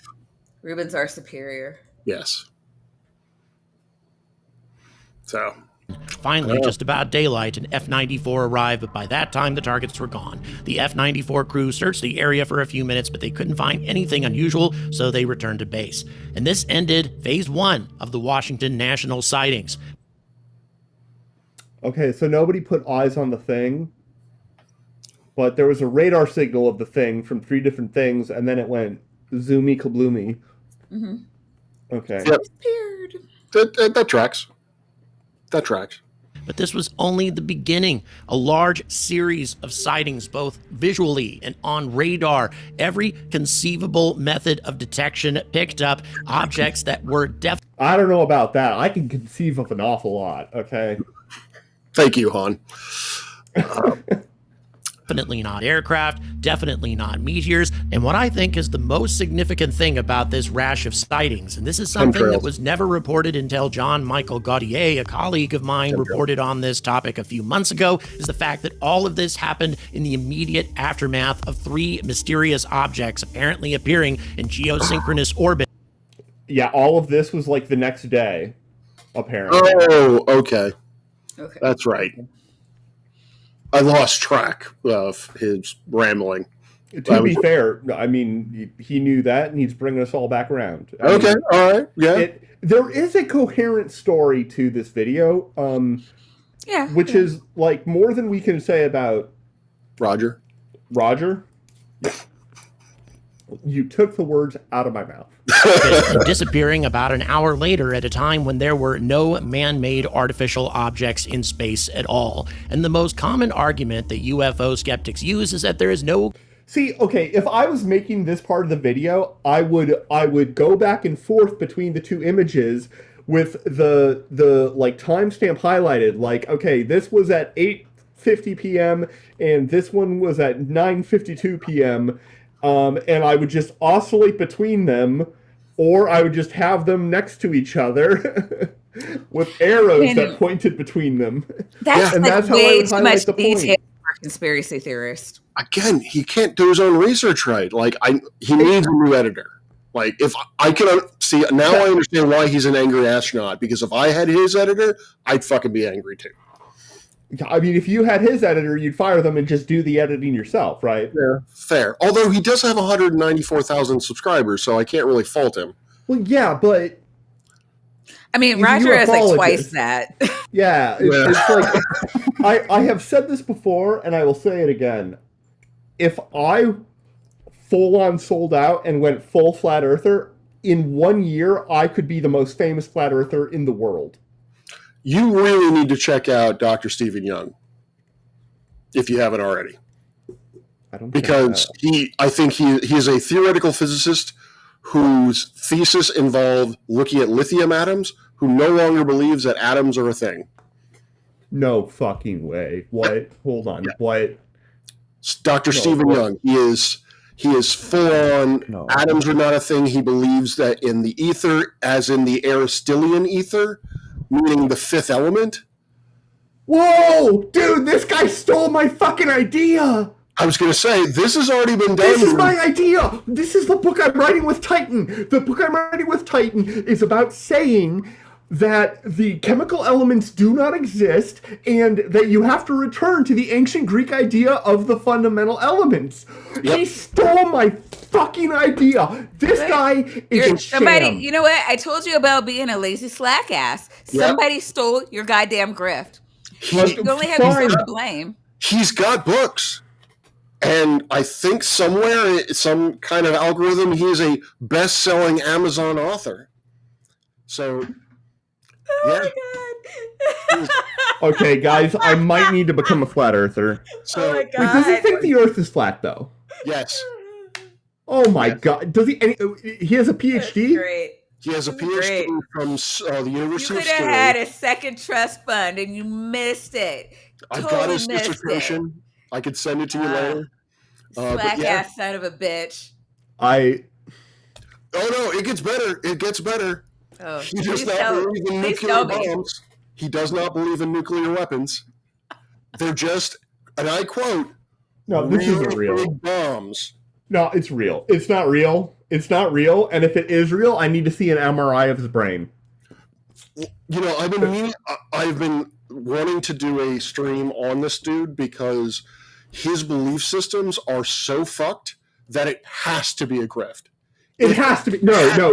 It's not possible for that to come out of somebody who is mentally well at all, really, and with that legitimate background, and for it to not be a grift. Those three things are mutually incompatible. Like, how does he have that much expertise or that much education in physics, and he has the gall to straight face say, "Yeah, atoms aren't a thing. Nuclear weapons." Wait, he thought the Cold War was a hoax? I don't know, but he thinks that Hiroshima and Nagasaki were napalm. Nice. That's Yeah. not how Nice. napalm works. He is out grifting You know the shit this. out of you. I This know isn't. this. Well, But- yes, Maya. I've never actually gone grifting, so I talk about it a lot, but I've never actually done it. Okay, I am all bark I'm and no telling bite. you, you could have had trust funds for your grandchildren out of this shit. I could have Holy. been a contender. I'm never having grandchildren. Nobody would marry this. So what I have found in my tenure on the internet is that people loves them some crazy, but what they love even more is crazy battling other crazy. Mhm. So you need to come up with your own grift that is only slightly different, still crazy, only slightly different, and then basically say that Stephen Young is A, a thief, he stole all my ideas, and B, completely wrong.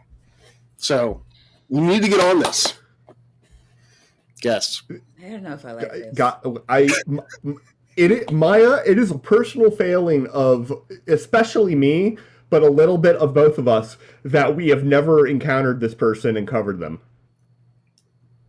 But especially me. For $2, Jester has a message for Professor Parks.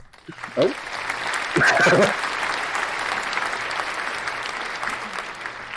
But yeah, For Spirit Up. he is. Yeah, he's there. I only learned about him I thought we actually literally broke tap that he was frozen. I only learned about him fairly recently, but yeah, he's a thing. Like, my threshold for, like, somebody who I'm like, no, they really believe this, it's just that they're an idiot in, like, some unique way, is Pierre-Marie Robitaille. His name again? But who are you talking about? Stephen A. Young is the one I'm talking about. Stephen A. Young? Dr. Stephen A. Young. Okay. But Pierre Robitaille, he opines very strongly out of things that are not, like, fundamentally what his expertise is in. And there is enough of a veneer of, like, reasonableness that I think he really believes it. Oh, yeah. That being said, the idea that that water would just create the CMB is fundamentally stupid. The idea that the sun is condensed matter is fundamentally stupid. Yeah. The thing is, yeah, I agree with you. I think that he honestly believes in what he's selling. I definitely know that his simp, Crowley or whatever his name is, who writes papers on black holes, he definitely believes in what he's talking about. I'm not one to throw around he's a grifter really with at all. Like, I don't typically accuse people of that. Even Austin Whitson. But this dude, I cannot wrap my head around this dude. Aside from, he's got to be a grifter. I just cannot understand that kind of thought process of what, because he's articulate. He seems to be well organized. He doesn't seem deranged in any way. No, he sounds like he's doing exactly what I would do if I sold out and became a flirt. Exactly. And I have given this some thought. Not because I'm going to do it, but because it's pretty fucking funny to think about. I did a stream actually on that. I did a stream on him being interviewed by a holistic psychologist who you also need to look at on this channel. She's lovely. But the thing is, so more unsolicited advice. If you're going to go batshit, you got to diversify. You can't just be flat Earth, because he's not just flat Earth. He wrote a book, and there were 5 things that he was talking about. Flat Earth is only one of them. The fact that atoms don't exist is another. Climate change doesn't exist. You froze. Oh no, she froze. The button. Tap. Hit the play button. Sorry, getting stuck on grifting. I get no appreciation. Clear connection between UFO sightings on Earth and an extraterrestrial origin. Well, this discovery changed all that quite decisively. And this is not the only example of space-based encounters being confirmed on the ground as well. For example, on August 13th, 2000. What does that mean? Hold on. What is? Okay, hold on. You just said space-based encounters being confirmed on the ground, and that this is not the first example, which implies that it was in fact an example, or near the ground. But outer space, and then in the. I forgot that at the very beginning he said that this was the first documentary that was actually going to look at UFO from space first, rather than. Which he did start off with astronomical observations, so, you know, I will give him that. But I wouldn't call this a documentary. I'd call this a YouTube video. It's not a slight, okay? There are a lot of excellent YouTube videos, most of them on the topic that I've watched, much better than this. Fair. Maya's the one who, like, watches all of the awful shit. Holy shit. 2020. Yeah. A Russian cosmonaut, while creating some time exposure footage of the aurora borealis from the International Space Station, spotted something that stood out pretty dramatically, especially at a time when SpaceX Starlink launches were only just beginning. A grouping of 5 lights near the horizon. Only just had they begun? Well, he said International Space Station, so we are talking about the modern era. Yeah. Yes. Well, so. Spotted something that stood out pretty dramatically, especially at a time when SpaceX Starlink launches were only just beginning. If the first SpaceX Starlink launches had gone in, then what he's about to show is not Starlink is not aliens. Like it's Starlink. Starlink grouping of 5. That's what he's showing right here. Is these. Yep. These, he says 5. I only see 4, but no. Of 5 lights near the horizon that appeared out of nowhere and vanished just as quickly. They didn't appear out of nowhere. They appeared out of this area right here. That's a location. I can circle it on my screen. That's not nowhere. The cosmonaut had seen satellites before. As a matter of fact, you can see one in this footage, but these were different. These were strangely bright, large objects that were reflecting the sun or perhaps giving off their own luminescence in a place where they shouldn't be, and also traveling in formation. An interesting. If Starlink had begun. What does he mean by Starlink had only just begun? Because if assuming that this observation was done in the late aughts, whenever Starlink just first started launching. When was Starlink? Been like the mid-teens, I feel like. Okay. Starlink didn't. I don't know. Maybe the late teens. I'm not sure. To me, it seems like Starlink has been around forever. The other thing it could be would be a lens reflection potentially. If there was a bright point source somewhere else off screen, but it's not like a particularly likely explanation. But are pretty constant, point to be. But if I don't know, would have separated by now, and definitely would not be traveling in a group of 5 satellites anyway. Now, so, all right, can you rewind it a little bit? All right, what I want to point out is if you look at all the faint white dots, some of them are moving, some of them are not. Yeah. Like if we look right here. Satellites. Yeah. Right at the tip of my thing, there's at the tip of my pointer, there is a light. And then some here. Yeah. These two also. These are. He said there's a satellite, but these two look like satellites that could be moving. More than that, but yeah. Yes.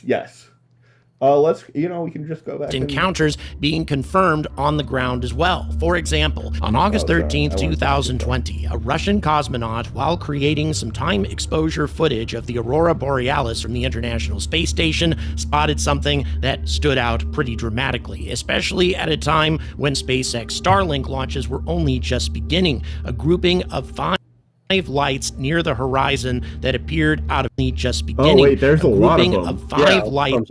Because these 4 are stationary. It's near the SpaceX Starlink launches were only just beginning. A group. A lot of them are moving, and they're all moving the same. Yeah. So I don't know what the hell's going on there. So the brighter ones are moving. If we ignore these 4, which have the anomalies, possibly this one too. Yeah, but they then city. But there's like some that are like Yeah, also going and yeah, by they along. kind yeah, of look yeah, like yeah. they almost look like falling stars, but like Like this, yeah. this. These two are the brightest, Hmm. and they are definitely going. Yeah, and then you Whereas, see the rest of them too, where it's yeah, Yeah. this I don't one, know, almost looks like it's a meteor shower. Yeah, yeah, but meteors are I said streaky. almost. Yeah, yeah. Right, right. I wasn't.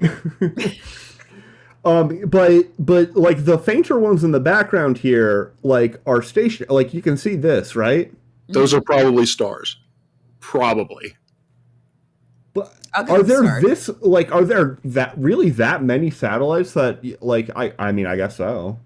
There are a lot of satellites now, a disturbing amount of satellites, in my opinion. But um, yeah, it's just weird. It's just I didn't think that there would be so many that would be visible and would be moving in the same sort of direction. But Yeah, that's the other thing is I wouldn't necessarily expect all of them to um like go in that. But then okay, so if we look at these ones here, no, not quite. Do you think it's possible that these point towards this thing somehow? wow, No, certainly not now. Anyway. luminescence in a place where they shouldn't be and also traveling in formation. And interestingly enough, this sighting took place at a time when a Starlink launch had not recently happened. In other words, at a time when Starlink satellites would not be closely packed, but rather would have separated by now and definitely would not be traveling in a group of 5 satellites. Anyway, Also, now At least he did consider it. yeah. Well, and the other thing is, I don't know what the Starlink satellites do when they finally get up there, but when they are deploying, they actually are in line Yes. perpendicular to that. They are very orderly. Yeah, they're Eventually, they're doing this sort of grid sampling yeah. of most of the mid latitudes, so that they can get internet everywhere. Basically, Yeah, I don't know what the formation does once they actually leave the atmosphere, but yeah. or fully deployed or whatever.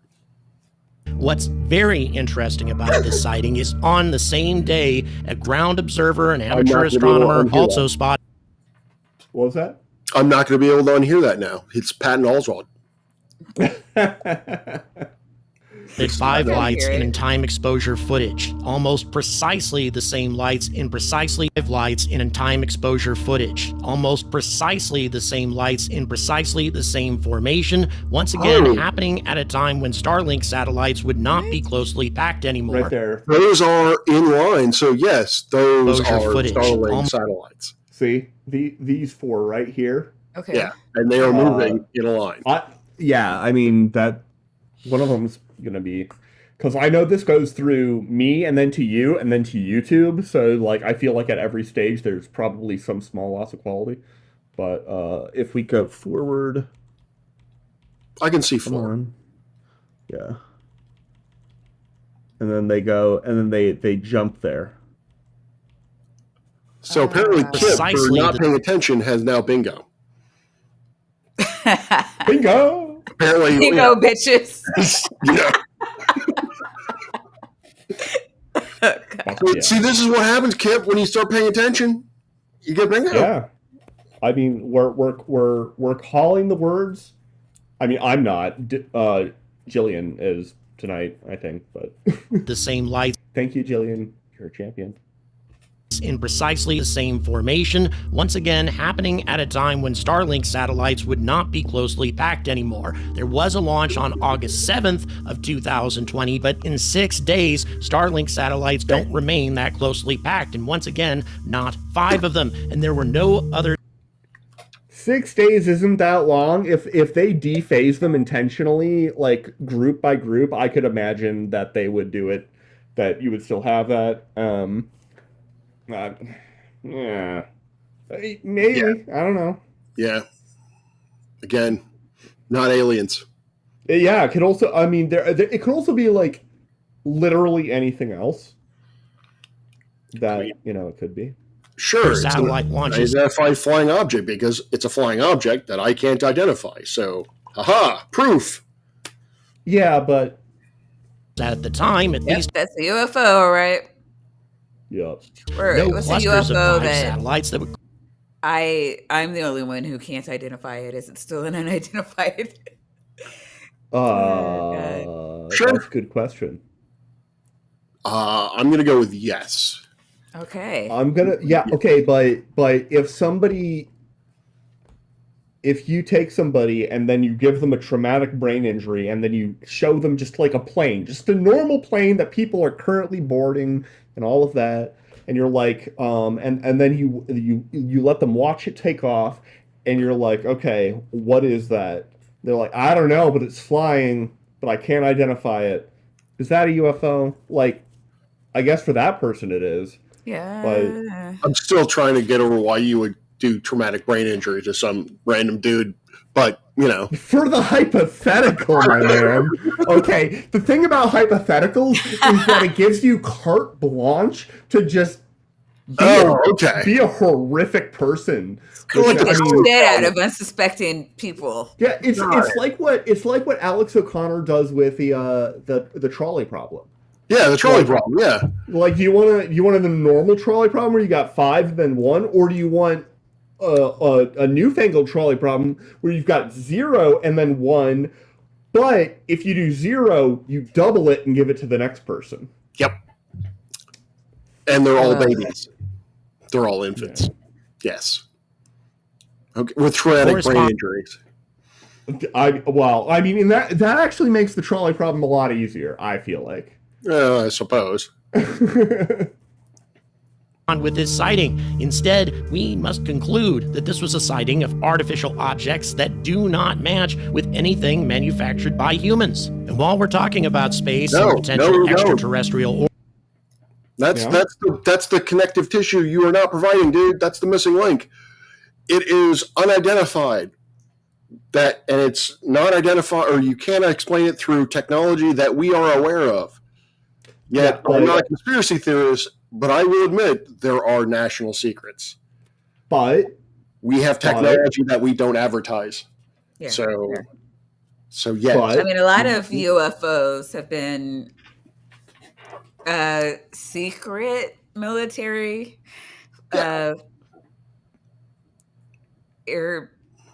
airplanes or flying. Yeah, like stealth bombers were probably tracked as UFOs by a bunch of people when they were going around. Yeah. But and a lot of those were reported as aliens. And I want to make a difference between like UFOs and aliens because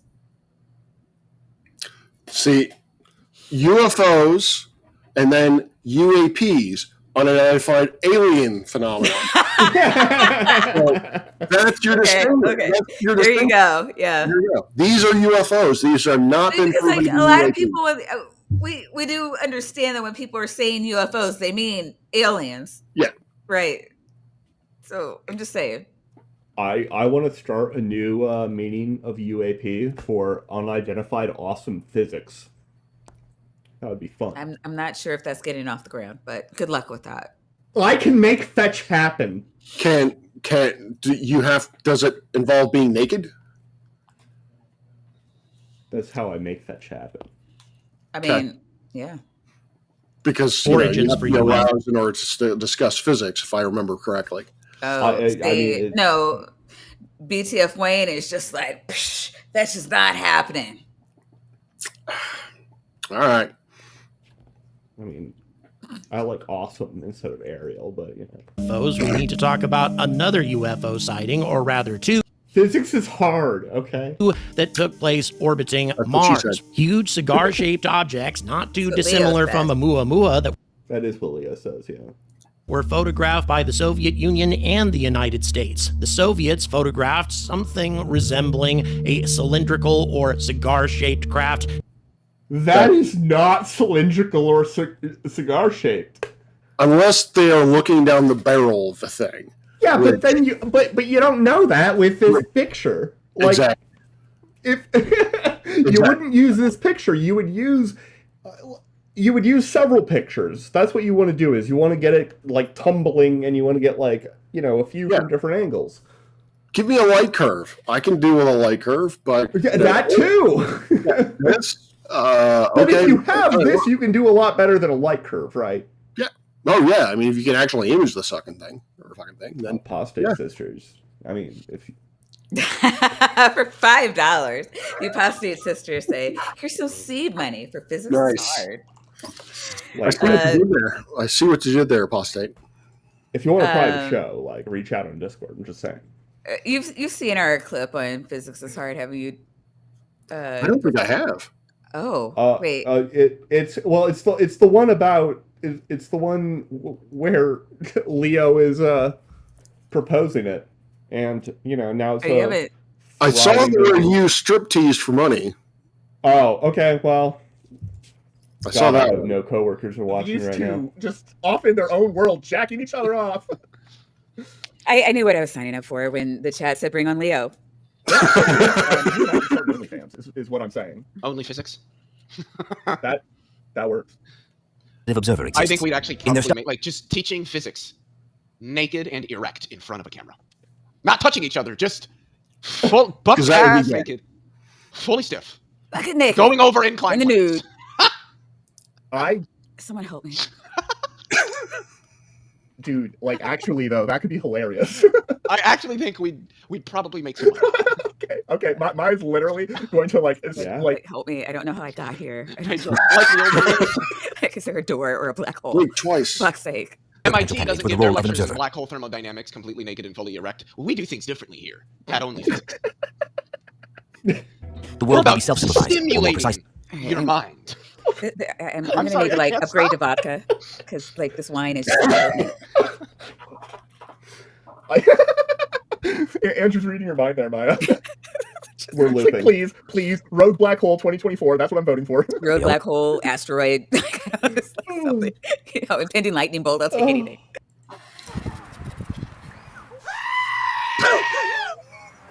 Right.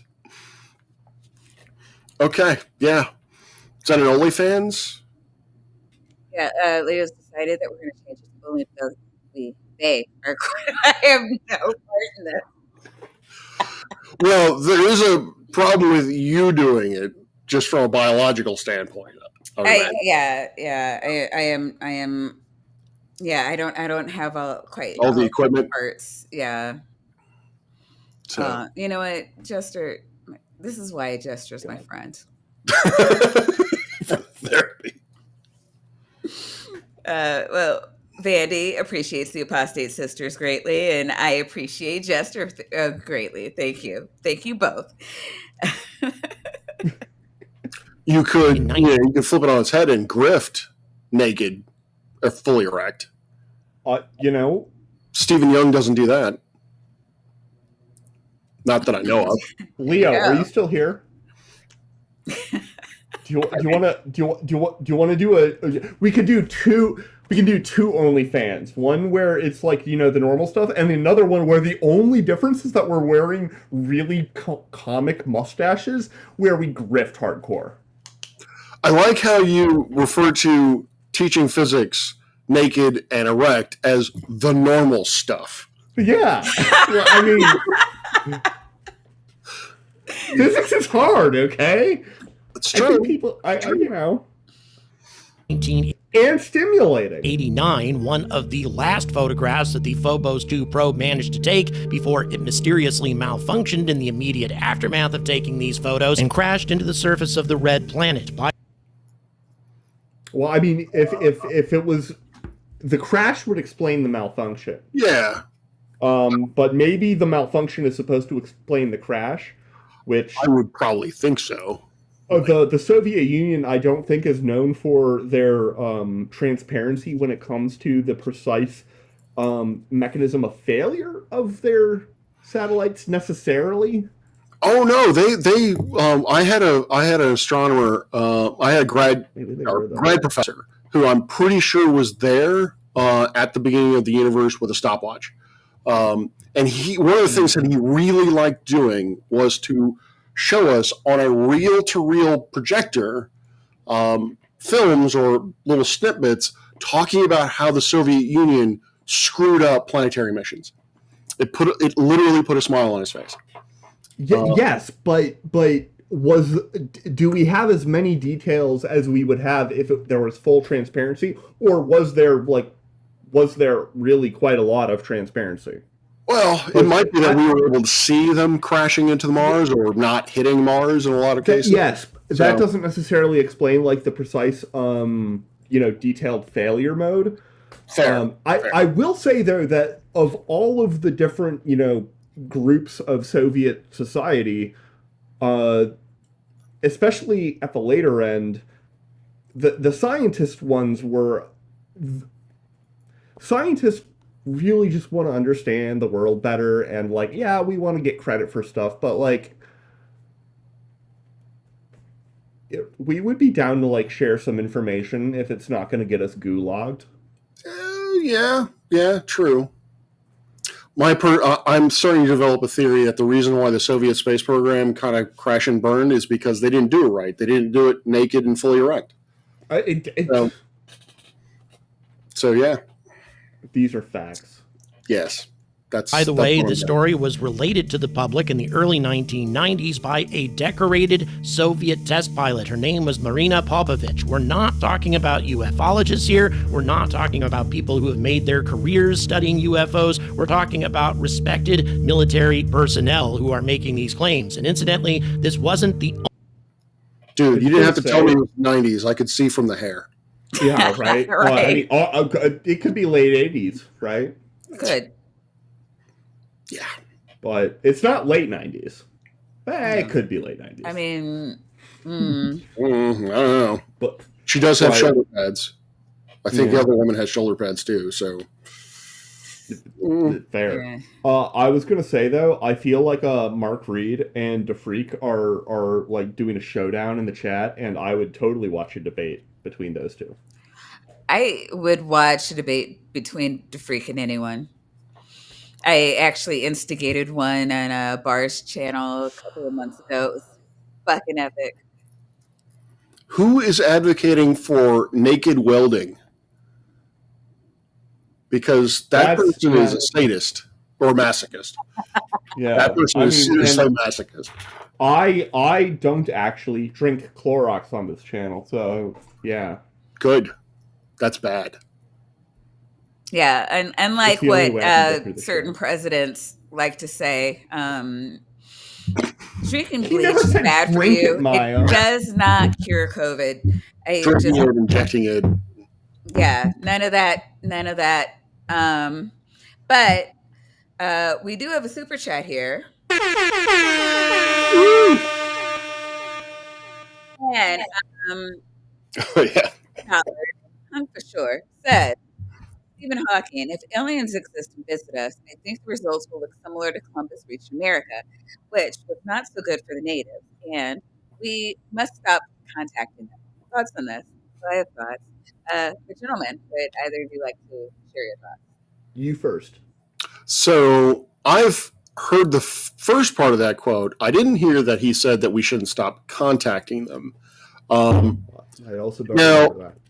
So he's got an interesting point. The second point was in relation to the first. I think he. It is.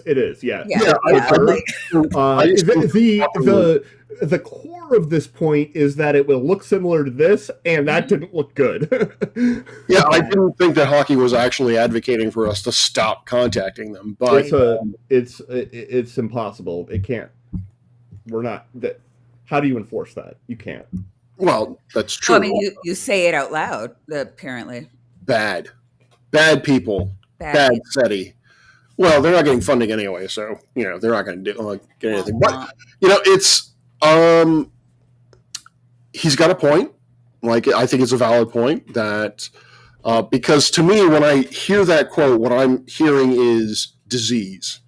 Is that a lot of the natives that died due to colonization, particularly in the early days, was not because we shot them. It's because we gave them diseases that they had no experience with. And so we just massacred them in that way. Which when did we learn that? when did we learn that we were killing them with disease? When did we learn that one of the very likely outcomes of direct person-to-person physical contact between two very isolated, I mean, it had to be groups. pretty early on. We were giving them. I'm not sure. We were giving them blankets that were Covered in smallpox? Yes, thank you. That. I mean, so But I don't think that it was pretty early on. I'm just saying. I don't know if it was in Columbus, but the thing is, regardless of whether or not Columbus knew it or not, that is the prevailing historical idea. They would know it, is my point. Is it requires it to be intentional, and if we found an alien civilization that we were in a position to be the bad guy and do that to them, I am not convinced that we would. I'm not convinced that we wouldn't. I want to be clear. I'm not convinced that we wouldn't, but I don't think it is nearly as likely as conquistadors in the 1500s. Well, for the scenario of human beings going somewhere else and killing people, one thing is, no matter how, and we're actually seeing this, no matter how well you sterilize something, you're going to contaminate it. So one of the problems that Martian alien life detectors have to deal with is the fact that if they detect life, they have to eliminate the possibility it came from the spacecraft itself. Yeah. Well, the other thing you need to consider is whether or not RFK is the health services secretary, because yep. if that's the case, then no, germ theory is not going to actually be the theory anymore, and so we'll just kill off as many aliens as possible. In terms of the aliens, I don't know. It could be a mixture of both. I mean, who knows? It could be that they don't have the capacity to sterilize, not kill us, or they may not care enough to sterilize. So I don't know. I think that they would probably care, and if they are the sort of people that would not care, our problem is much larger than what happens based on physical contact. Our problem is that they are, a cartoonish bad guy and aren't going to kill all of us. I mean, that goes into trying to divine the motivations for why you would have interstellar travel to begin with. Are they coming here because of curiosity, or are they coming here because they wish to exploit the resources that they find? And my cynical nature is that if humanity were to go out and actually do it, they're going to do it for one of two reasons, or basically the same reason. They're going to go out to exploit the resources. They're going to go out to colonize. They're not going to go out and then come back. So I'm not sure. Nor am I denying, however, but I'm not sure that we would do that at the expense. For one thing, it goes both ways. Like, they're also going to kill all of us. And, like, if we land on there, they're going to give us diseases, too. One of the major asymmetries that existed in the Columbian Exchange, as far as it went to disease transmission, was the difference in how many domesticated species were up, like in Europe. That is a cultivation ground for pathogens. And so in the New World, there were a lot less domestication. You had a lot less general pathogens. So there were a few things that went the other way. The only one that I think is generally well known is syphilis, probably. That seemed to go from the New World to the Old World. But for the most part, the Old World just had way more diseases. I don't know. Are these offensive and outdated terms, by the way? I don't know if they are. I'll stop you. Okay, so but if we were to come across another civilization with interstellar travel, we would recognize a lot of these things that we've learned, and the way it stands now, I think you have enough people in charge of the high layers of decision making that are just going to be like, yo, no, like, we don't actually get anything by doing this because it's really dangerous. We'll die of horrific alien diseases. And, like, dude, like, why?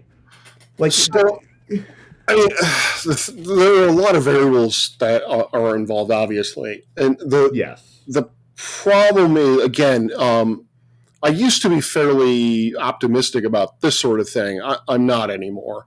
When it comes to interstellar travel, one of the first things you have to look at is what is the nation sending out the probe? Who's actually going? Because that's going to also indicate Yes. why they are going. Yes. For the United States or the Europeans, I might be more on board with the idea that they would be more careful with trying to mitigate any kind of damage or not go to war with people or whatever. But when we have regimes like China and the Russia at this point, I'm not so confident in making that statement. Yeah. So, I mean, yeah, you really need to look at why we would be going in person. Because if we're going in person, then I would think we would have the intention of settling somewhere.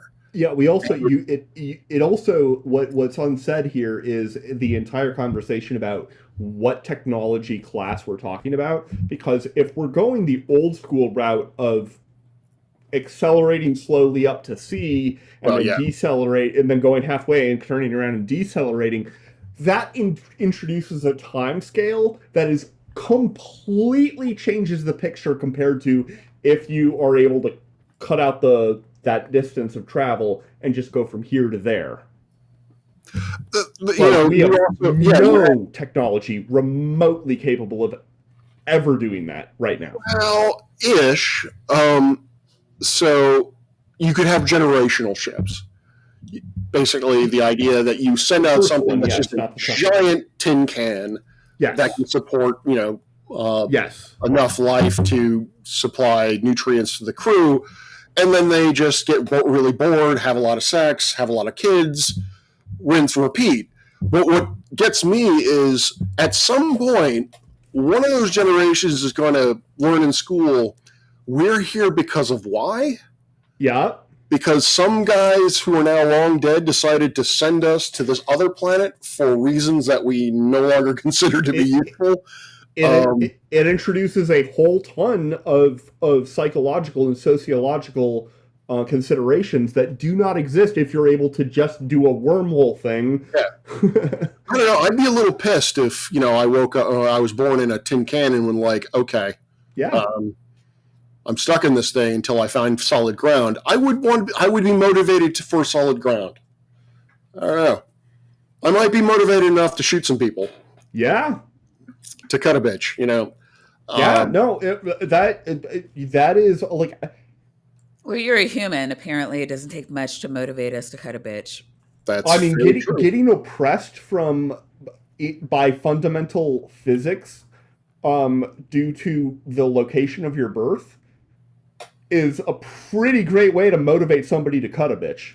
So here's another thing that just popped in my head. If the two of you have not read or watched it, I highly recommend The Expanse, the series.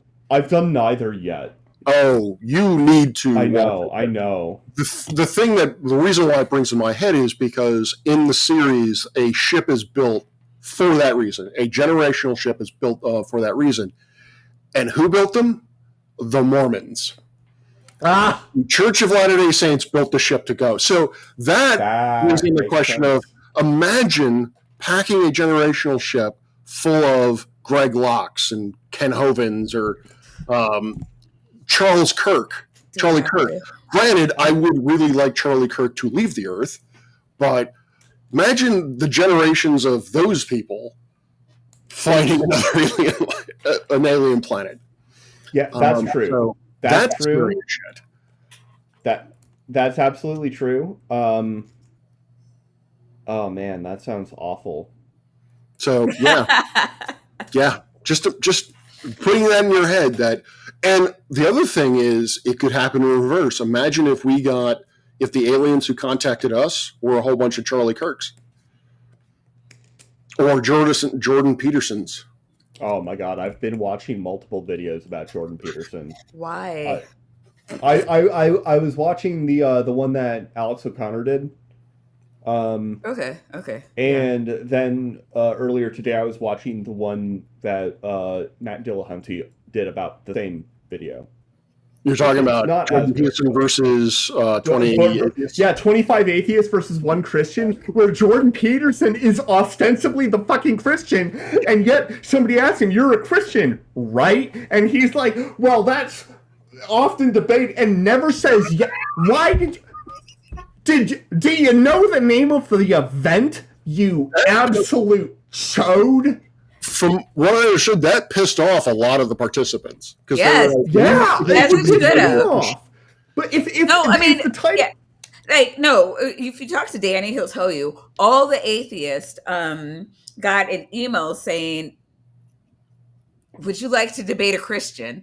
It is the sole reason why they're there. Did they know it was Jordan Peterson? Because if they said, "Would you like to debate a Christian?" It's Jordan Peterson, and they know who he is, then they could have seen this coming. But they're still correct, because the implication of the entire event and what it was called, the implication is that Jordan Peterson is going to say yes to the question, "Are you a Christian?" Yes. And if you don't, then what are we doing?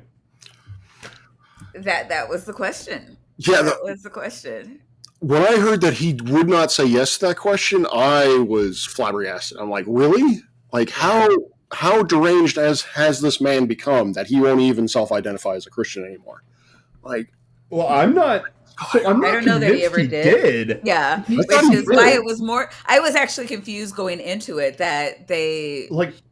Is he gonna?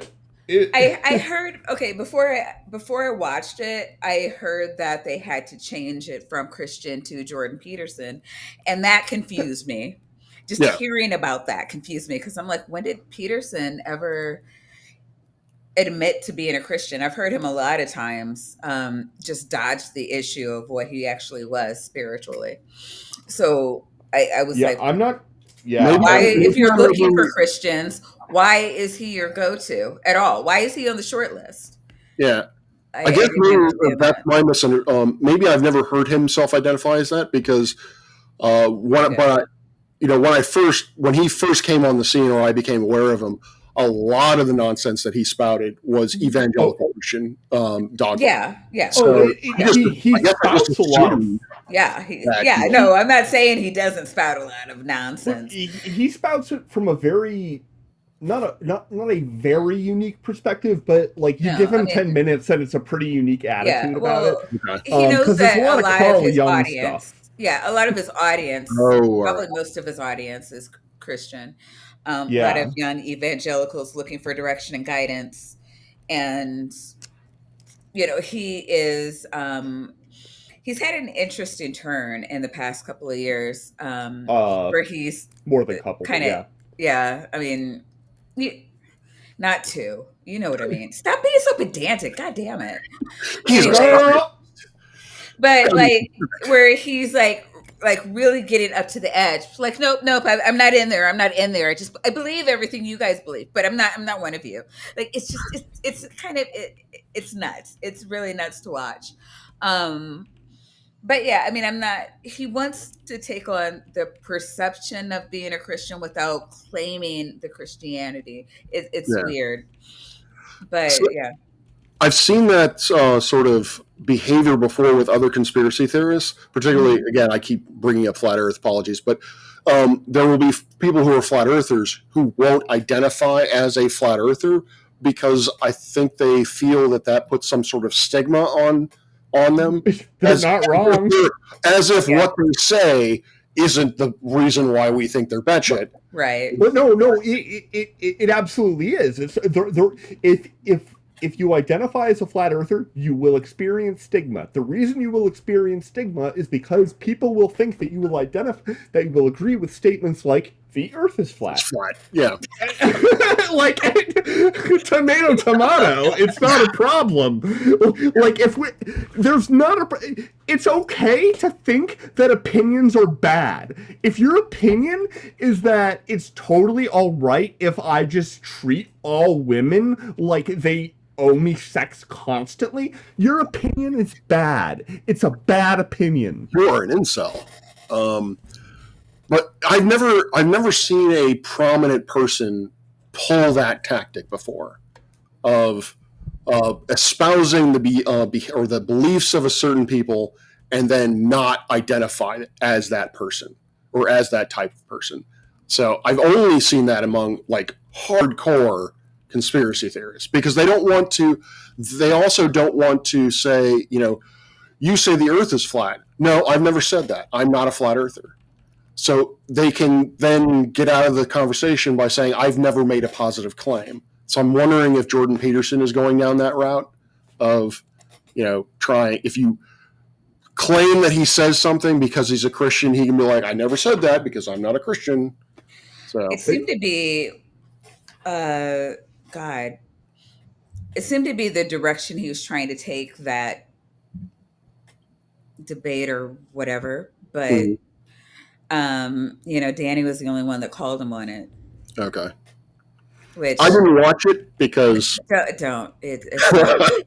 not worth your time. Yeah. It's just a bunch of people like kissing his ass, and I didn't like Danny got a lot of flack for being himself, and I am not. I understand where people are coming for with that, but it's just, for me, it's just like civility politics. I actually like the style, even though of civility politics. I'm so confused. No, Danny's style, where everybody else was like, okay, I'll placate you so I can have the conversation. I actually prefer the style where it's just like, what are you? Like, let's just get it out in the open. And yeah, they're gonna have issues, but like, fuck it. Like, if you don't want to have issues, state your position and let's talk it through. Like, why are you trying to play both sides? This is demeaning all of us. So, it's hard for me to have respect for what the others were doing, even though they had the conversation. It's whatever. I can't put Danny down for what he was doing. Like, everybody's like, oh, was being so mean, or he's being so nasty, or such a snotty kid. He made atheists look bad. I'm like, it's kind of your problem. Like, sometimes people need to be called out for the bullshit that they're spouting. And as far as I could tell, out of 20 atheists, Danny was the only one that could do it. They had the balls to do it. Like, goddamn. That's interesting. Anyways, for $5, Jester says, sorry, there is a navigational error. The ship is headed directly for the sun, and we may have forgotten to install the maneuvering jets. Sorry, not sorry. So sorry. I don't know why I read that as Canadian, but yeah,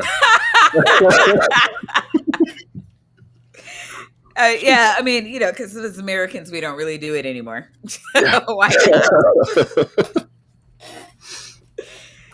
Oh, God. Yeah.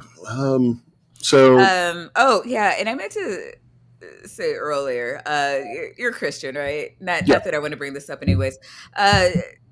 What's your stance on aliens and religion? So I know a lot of Christians, particularly evangelicals, which I know you're not, believe that there can't be aliens because aliens aren't in the Bible.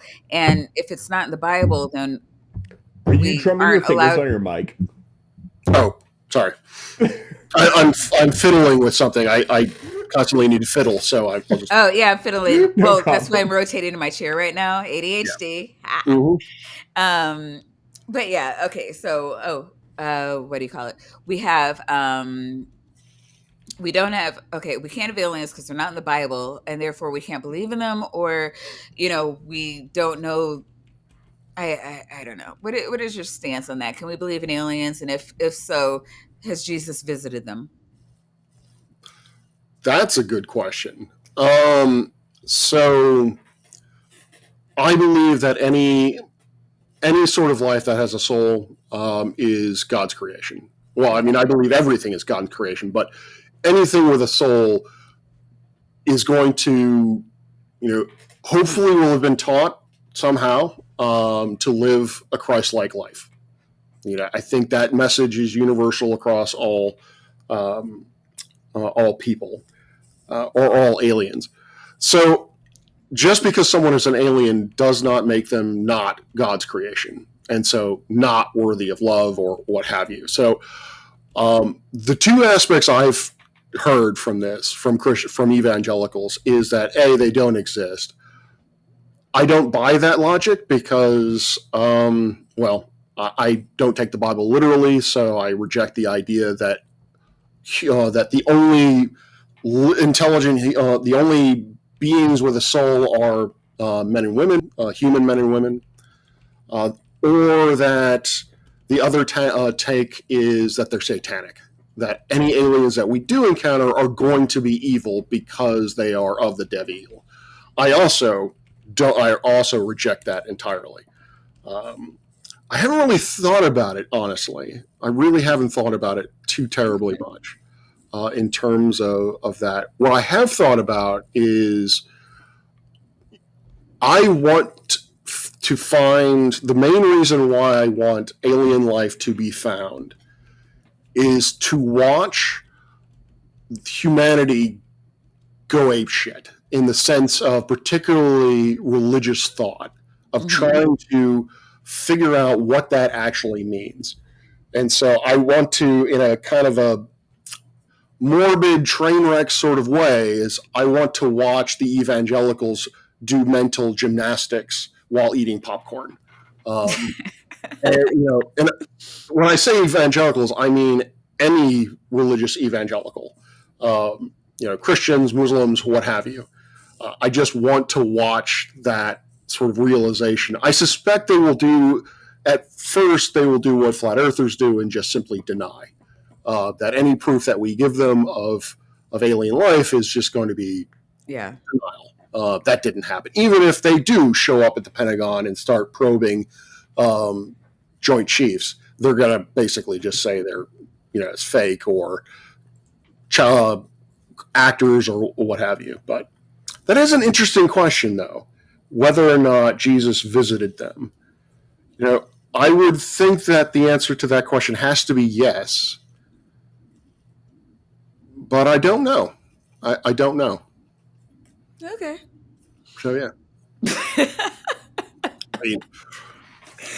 Aliens. I think that I do not limit God's creation by looking at his book as a literal transcript of the description of creation. So yes, I believe that aliens exist.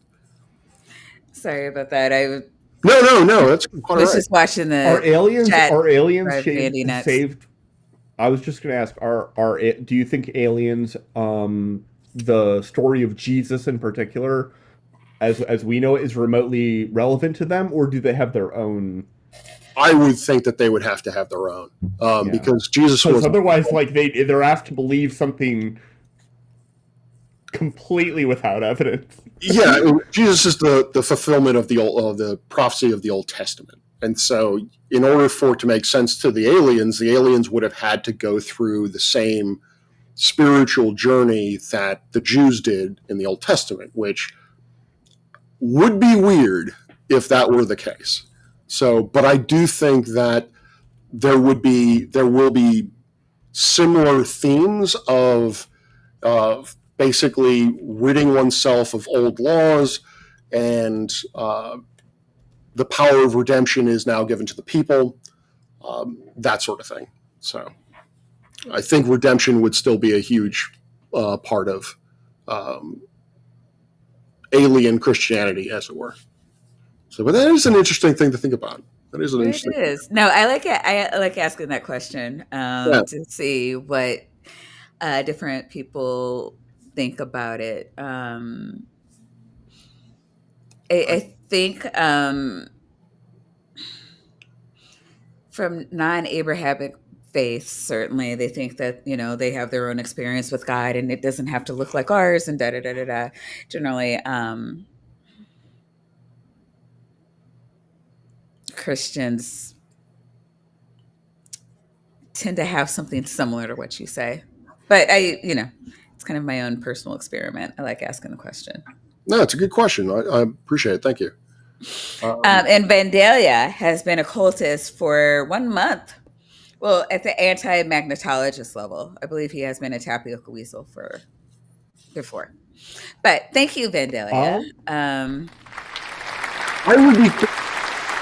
I'm not sure Vandalia gets gifted memberships. Yeah. I want to say this is the first time he's been since he celebrated 1 month. So, and I'm sorry, Vandalia says, actually managed to catch you live for once. Welcome, welcome. Which, it doesn't happen to a lot of people. On the play, I think Americans and Canadians are the bulk of our live audience. And then for the playback, we usually have about 100 people coming through. And the majority of those are European. So, yeah. It's a little late for the Europeans at this point. A little bit. I think it's we air from 3 to 5 a.m. So I don't expect them to come through on that. I'm surprised you don't have any Aussies. I would have think the Aussies would be. Aussies are going to be we have Mark Reed, and I don't know if we have other Aussies. Okay. But I would be interested in hearing Dr. Kip's answer to that question. Whether or not, what would Christianity look like for an alien race? Okay. So Dr. Kip will be on in 2 weeks. I will be sure to ask him that. I mean, I don't know his what faith he has or doesn't have or whatever. I don't know if he's a Christian, atheist, or whatever. But I would be, as a biblical scholar, I would be very curious to know his thoughts on given. Actually, we'll have 2 biblical scholars on in 2 weeks. Dr. Josh is making his first appearance, and then nice. Really hope I can make that show. Well, okay. If you can't, Kip and I will be here. And,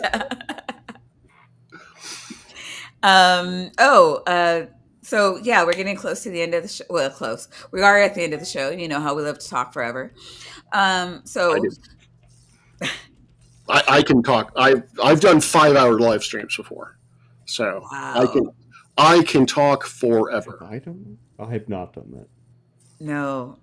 I want to say, when we did the our anti-fascist stream, it was about 3 weeks ago. That was 4 hours, and I wasn't even doing the bulk of the talk. I talked a lot. I was not doing the bulk of the talking, but at that 4-hour mark, I was feeling it. Yeah, it gets, yeah. I hear you. Well, and with this kind of company, I could probably go for another 5 hours. So. But why don't you tell everybody who you are, where you are, what do you have coming up this week, this month, this year? Okay, so I'm Professor Parks, and right now I'm yet again reimagining what my channel actually wants, what my channel actually is. In the past, it has been videos on astronomy, science skepticism, like flat Earth, young Earth creationism, and stories about my mental health journey. Now I want to basically do 2 things, which is 1, do a series on exoplanets, just talking about the exoplanets that we know of, the characteristics of that, and try to inspire the next generation or inspire people to be interested in these things and to understand that the Earth and our solar system is not the only thing out there, that there is a vast universe out there to be explored at some point. The other thing is I'm still going to be concentrating on science skepticism. I keep bringing up Stephen Young because my next thing will be on him, because I want to talk about specifically the danger of having PhD conspiracy theorists, because it is damaging. So right now we already have distrust of expertise. And so when we have these individuals, that just simply exacerbates that, because now these conspiracy theorists can be like, oh, we've got PhDs too who support us, so therefore your PhDs don't matter anymore. I was hoping we could keep those assholes just kind of like in the Discovery. Is it Discovery Institute or? Well, there's Prager University. There's Answers and Oh, Justice. yeah, AIG, yeah. Yeah, AIG. I'm also going to be commenting on them soon. I've got a video in mind where I look at. So there's Dr. Danny Faulkner. I don't know if you're familiar with him. There's also Dr. Kim Davis is.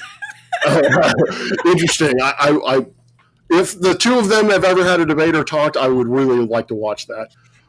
He hope get him kicked out of his job. What? Wait, Dr. Kip got Dr. Danny fired?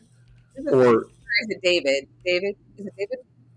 Who's the fault guy that was shitting on a lady? And he's part of a bunch of people who got him. And then apparently lately he's been bitching about it on his YouTube channel. Oh, all right. Faulkner, and there's another one, Faulkner. David Falk. David Falk is the one that Kip got kicked out. Yeah. This is Danny Faulkner. Danny Faulkner. Okay, Faulkner is different. You said Falk, and I was just like, ha ha ha. Okay, well, Faulkner. Dr. Danny Faulkner and Jason Lyle, who I don't know too much about Danny, but Jason Lyle got his PhD. Very familiar with Jason Lyle. Yeah. And both of them have ideas or hypotheses as to the light travel problem for young Earth creationists. And they are not compatible. Yeah. And so I want to compare and contrast them and basically kind of rip them to shreds. Yeah.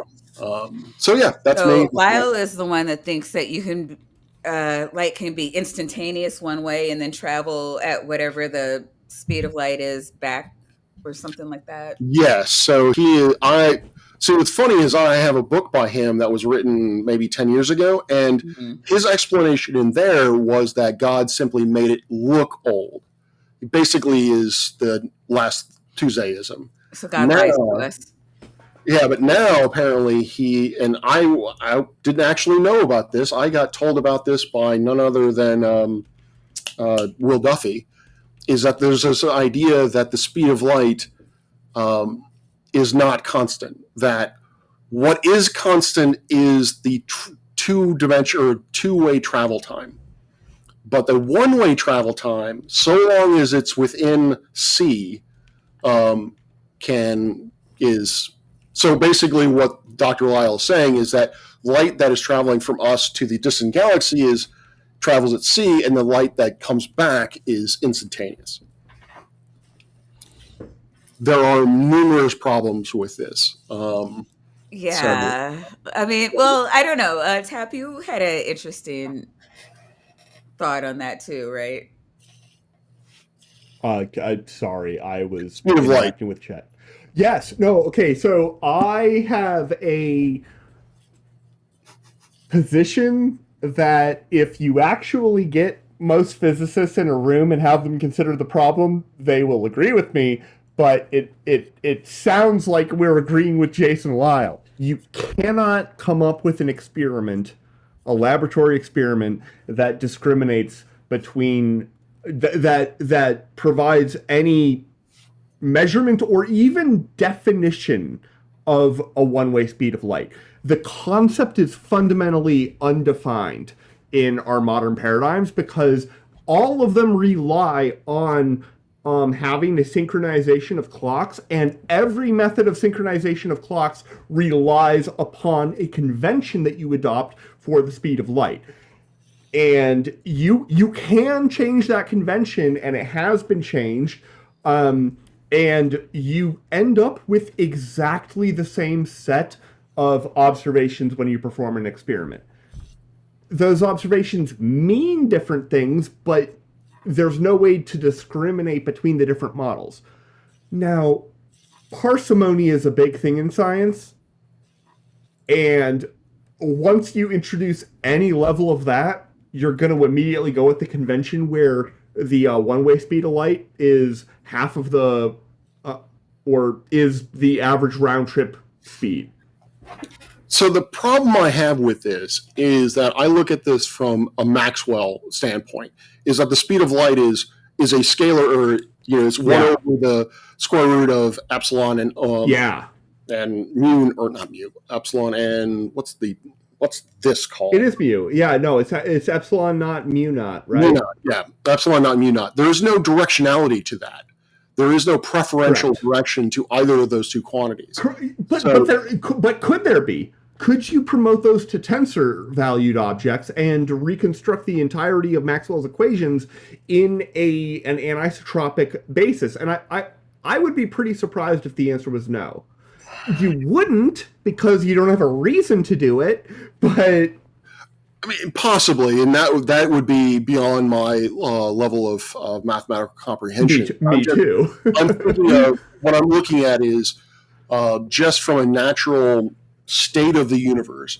Sure, you might be able to come up with some kind of way to experimentally force it to do that, but from just a natural standpoint, there is no evidence that I'm aware of that points to a directionality of those two constants. And if what Lyle is saying, or what if this whole thing that young Earth creationists are positing, then, which actually they would like, is that means that the Earth is a preferred point in space. Yes. Because the light from all directions would have to be coming to us instantaneously. So the speed of light would actually be a function of radial direction from the Earth, which is completely counter to the cosmological principle, and that leads into a lot of different problems. Well, but fundamentally, they are disputing the cosmological principle. They are. That is fundamentally the thing that, like, if you're going to appeal to that, they disagree with that. So an appeal to that would be kind of missing the point of their argument. What I think that they run into, and I might be wrong about this, because the fact that you can't do a localized laboratory experiment does not mean that the macroscopic predictions of instantiating this mechanism and law for how light works would lead to a different outcome. Those are not necessarily the same thing. But if you had a universe... My intuition is that they are trying to use an unobservable phenomenon to explain an observable fact. That I disagree with their observable fact, but they're trying to explain this fact, and the phenomenon is fundamentally unobservable, which means that the logic stops right there. You can't use this to evaluate these two models. I could be incorrect about that, because it's definitely unobservable in the context of a local experiment. It may not be unobservable in the context of cosmological evolution. I don't know. I haven't looked at what the consequences of that would be in terms of in terms of a cosmological. How does the evolution of the universe? How is that affected by some kind of directionality to the speed of light? Again, I would have to know what would be the physical mechanism or cause for that directionality, what it is that's motivating the light to be instantaneous in one direction and the speed of light in the other. I mean, I've seen this sort of thing with, again, flat earthers, or actually aether cosmologists, is that they will take something that is possible and say that it is. Exactly. There is no evidence for this. Yeah. That I will... There is none that I understand as being evidence for this. That may be because some of these things I really do think nobody has ever thought all the way through about, from beginning to end, what is... If you had a universe that was evolving from some state, and you could choose a ton of initial states, but it evolves from some state with a unidirectional anisotropic speed of light towards Earth, how would that influence, one, the evolution of the universe, and much more importantly, two, our observations of the evolution of the universe? Well, go ahead. Because if you have an anisotropic speed of light, then I mean, simultaneity in special relativity is already gone, but it's even more gone here because it becomes direction dependent in a way that isn't even true in SR. Yeah, I would imagine that there's some you're going to get into causality weirdness, but the thing that what ultimately next question, if you admit that if cosmological principle is wrong and the anthropomorphic principle is correct in that the Earth is a preferred point in space, my first question to that is where is that point prior to the existence of the Earth? Where is that point? Yeah, we should if this is a thing that we should be able to like figure out and measure, where we should be able to figure is it does this define the center of the Earth? Does it define the center of the universe?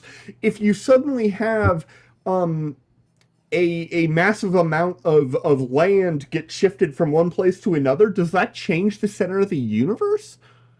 Apparently. So I mean, it's not well figured out. So when the problem that I have with Answers in Genesis is tied to the whole death of expertise thing, is that on their website, and this also annoys me that they need an editor, they need a web designer. They say this on multiple websites. They just repeat themselves. They could just put it on one page. Anyway, they claim that they are scientific. They claim that what they believe and what they put forward is scientific, and it's fundamentally not, because ultimately everything has to derive to the point of God did it. Yeah. If you ask the question, what was the universe prior to the Earth? Obviously, there was no universe prior to the Earth, because in Genesis it said God created the Earth and then everything else follows. So ultimately, it boils down to God did it, which is a fundamentally unscientific proposition. Yeah, it's fundamentally a dead end. Yeah. Just ontologically, I guess. There's nothing else. You've just run into your brute fact, and you accept that answer. It's possible that science has run into brute facts. That's possible. Maybe there just is nothing faster than, the speed of light in any sense. Mm-hmm. And that's just a brute fact. But it's a lot more helpful to not assume that and to consider any theory that, is consistent with the evidence, but where that might not be true. Yeah, so we get accused, scientists get accused from this particular space that we are religious, that we are basically following a worldview, which actually, if you talk to the AIG people, that's actually not a bad thing. But anyway, the problem, because we hold to the cosmological principle, which is ultimately an assumption. The cosmological principle has never been proven. However, there's no evidence to support that it's not in place. So for me to abandon the cosmological principle and state that there is a preferred point in space, you really have to give me a physical motivation for why that is the case, and not God did it. So the cosmological principle implies that there's not a preferred point in space, but it's a little bit... equivalent to that is that it applies that... It's basically the statement that the universe, when you really zoom out, is the same everywhere. That is the cosmological principle for right. The chat. Yeah, effectively. That the density of the universe is the same no matter where you look and no matter what pocket of the universe you're looking at. And people will point out, obviously the density is the same. Yes, we know. You have to look at length scales of over 100 megaparsecs. Yeah, I believe that's sort of that's the cutoff. Fuji sort of gauge. Yeah. And I'm willing to admit that the cosmological principle may not actually hold, because there is the great void problem. There does seem to be some sort of anisotropy within the universe in the in the large-scale structure of the universe. And I'm sure we are boring the shit out of Maya. No, not at all. So I'm willing to admit, or I'm willing to accept, because I think as scientists, we always have to be open to the possibility that our understanding is incomplete or incorrect, but you have to give me something. You have to give me some kind of physical motivation that is supported through evidence for why I should abandon something that has done me good for this long. Like, I'm a pragmatic son of a bitch. If it works, it works. If you're going to tell me that it's not true or I should believe something else, then you're going to have to tell me why it works better. Yeah, and it has to work at least as well, if not, and preferably better. Better, yeah. Like, and when we say works, there's a lot that goes into that. Like, if you have a model that predicts all of the same things, but it is way more clunky mathematically, and you know it when you see it. I'm sorry. But but if it's just way more clunky mathematically, but it predicts all of the same stuff, but nothing new and better, then we're going to use the more elegant, less clunky model. Yeah. Yeah. With the underlying assumptions therein. To answer this question, how do young Earth creationists explain temporarily displaced supernova in lens galaxies? The same way we do. The problem with young Earth creationists, particularly from the astronomical side of things, is they are fine with anything that any explanation that does not negate God in their eyes. So supernovae, yay. Planet or other planets, yay. They probably don't think they don't believe in aliens. I'm not sure. I haven't looked into that, but anything that does not fly in the face of the literal interpretation of creation, they are perfectly fine with accepting mainstream science, and that is the hook, or that is their foundation for saying that they are in fact scientific, is that they do believe in modern science, again, so long as that doesn't negate God in their eyes. One of the ways, so to sort of bring it all around, one of the ways that we got to this part of the conversation is we were talking about Jason Lyle and company's idea that you have a one-way speed of light. One of the reasons that he has this idea... Moving on.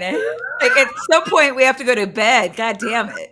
Yes, Answer the goddamn question. I am answering the question. One of the ways that we have this idea that they're using a one-way speed of light is because it allows them to not think that God created light from a supernova, from a star that never existed. Because if light just goes through space, then God is just creating light on the way from a system and an event that never happened. And that feels dishonest. Yeah. And the way that they get around this is by saying that, no, we're seeing the information instantly. Yeah. How does that relate to the question? Because it temporarily displaced supernova in I read it as temporally. Yeah. Which only 2 letters off. And it addresses that question better. Sorry. I don't know what this means, actually. I'm not familiar with this phenomenon. I guess it would be the idea that they just don't believe in general relativity. I don't think that's... I think Jason Lyle believes in general relativity. Yeah, like I said, anything that does not... Does Lyle, though? But we're talking... This question is asking about YUCs. Do they not? I don't think they do. Believe in general... Because they don't believe in gravity. No, they believe in gravity. Young Earth creationists? Okay. Yeah, young Earth creationists are not flat earthers. I mean, I get that, but like, to be a young Earth creationist... They believe in gravity. So not the way we do. So again, well, if you have instantaneous communication, if gravity actually has some kind of if the speed of light is instantaneous in one direction, then relativity will work. then general relativity works just fine. It does. It does, and that's what a lot of people are very surprised to learn. It's one of the fundamental things about what relativity fundamentally is why that works. And yes, Lyle is an astronomer. He has a PhD in astrophysics. He did his what boggles my, again, I don't think he's a grifter because he does have the religious component to it. Stephen Young, I don't think does, but I haven't explored that too much. Lyle obviously does. Lyle's his dissertation was on magnetohydrodynamics, which is one of the most god-awful problems. Yep. It's the most god-awful problems just in physics. And you've got E&M, you've got fluid dynamics. I don't have to continue. Yeah, it's the fluid dynamics that fucking... Yes. Man, fuck fluid dynamics. You have to be smart to do this. And it's magnetohydrodynamics in the sun. So in order for any of that to work, you have to understand that the sun is, I don't know, billions of years old. So how he managed to go through that and then suddenly say, nope, the Earth is 10,000 years old, I guess God is the only explanation. But yes, he is an astronomer. He's a theoretical astronomer, so... Shots fired. So, yeah. All right. And Mark Wright has gifted us 5 more quotes, and those went to Elizabeth Johnson, Stardust Lilith, Spooky Bed Hair, and Christopher Galante. They oddly missed Atheist Edge and Bragwin. I'm heartbroken about that too. Guys, you gotta come around more, type more, and one day it will happen to you. I swear. Just, go on, hang around. It's fun here. We have fun here. We do. We don't normally talk about Jason Lau for 40 fucking minutes. Swear to God. I mean, Maya, it's not like he wasn't the subject of today's show. Stardust Lilith has said, love all the GR discussion. Physics is awesome and hard. Physics is so hard. So thank you, Maya. So this discussion of Jason Lyle has gotten. Oh my God! No, fucking no. It's gotten fucking no. If you guys, you know what you guys should do. We're making money, Maya. Yeah. Go over to Dr. Kip's channel and watch the BSS pre-stream. So yesterday, totally on his own and with no help from me, Dr. Kip found a video from a really hot guy. And then so the guys just started blowing each other over how hot this guy was. He was hot. Okay, he was really hot. Also, really hot. That show is produced by Maya. And then also, what do you call it? Then after that, for 2 fucking hours, they talked about dicks. Dicks. You have no idea how many dicks are in the Bible. They talk about all of them. We did not. Okay, there are a lot of stories of David having to go out and collect foreskins that we never even touched. But I don't want to. So there is this Christian who is convinced that there are dinosaurs in the Bible. Oh yeah, I saw that bit of it. Yeah. Yeah. And I'll tell you, that stream had a lot of big D energy, and the D did not stand for dinosaurs. See, I left because I was like, they're talking about the etymology of, or the word origins of biblical dino dicks.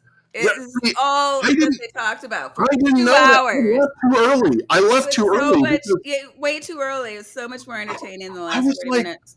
They're talking about dragons versus wyverns, and I was like, my D&D mind can't handle this, and I'm like, all right, I got to do something else. But if I had known that there was dino dicks, biblical dino dicks. It was awesome. It was we're talking about how the text description of what is clearly an erect penis. Man, he's a killjoy. So he's way too pedantic. So is there dino foreskin? See, now I need to go watch it. You have to go watch. You got to go watch. Yeah, Okay. You're being way too boring, sir. Like, people come here to be entertained. We are here to wash off the stench of the last week, and get prepared to go into the, next week. We don't need all this like pedantic shit that you've got going on down there. You're being a killjoy. We don't like it. I can do things that are what? I can do a lot of shit. Like, hey. What the? Stop it. Get some help. Get some goddamn help. Get some help. I am not going to push you back on stream. Why are Mom and Daddy fighting?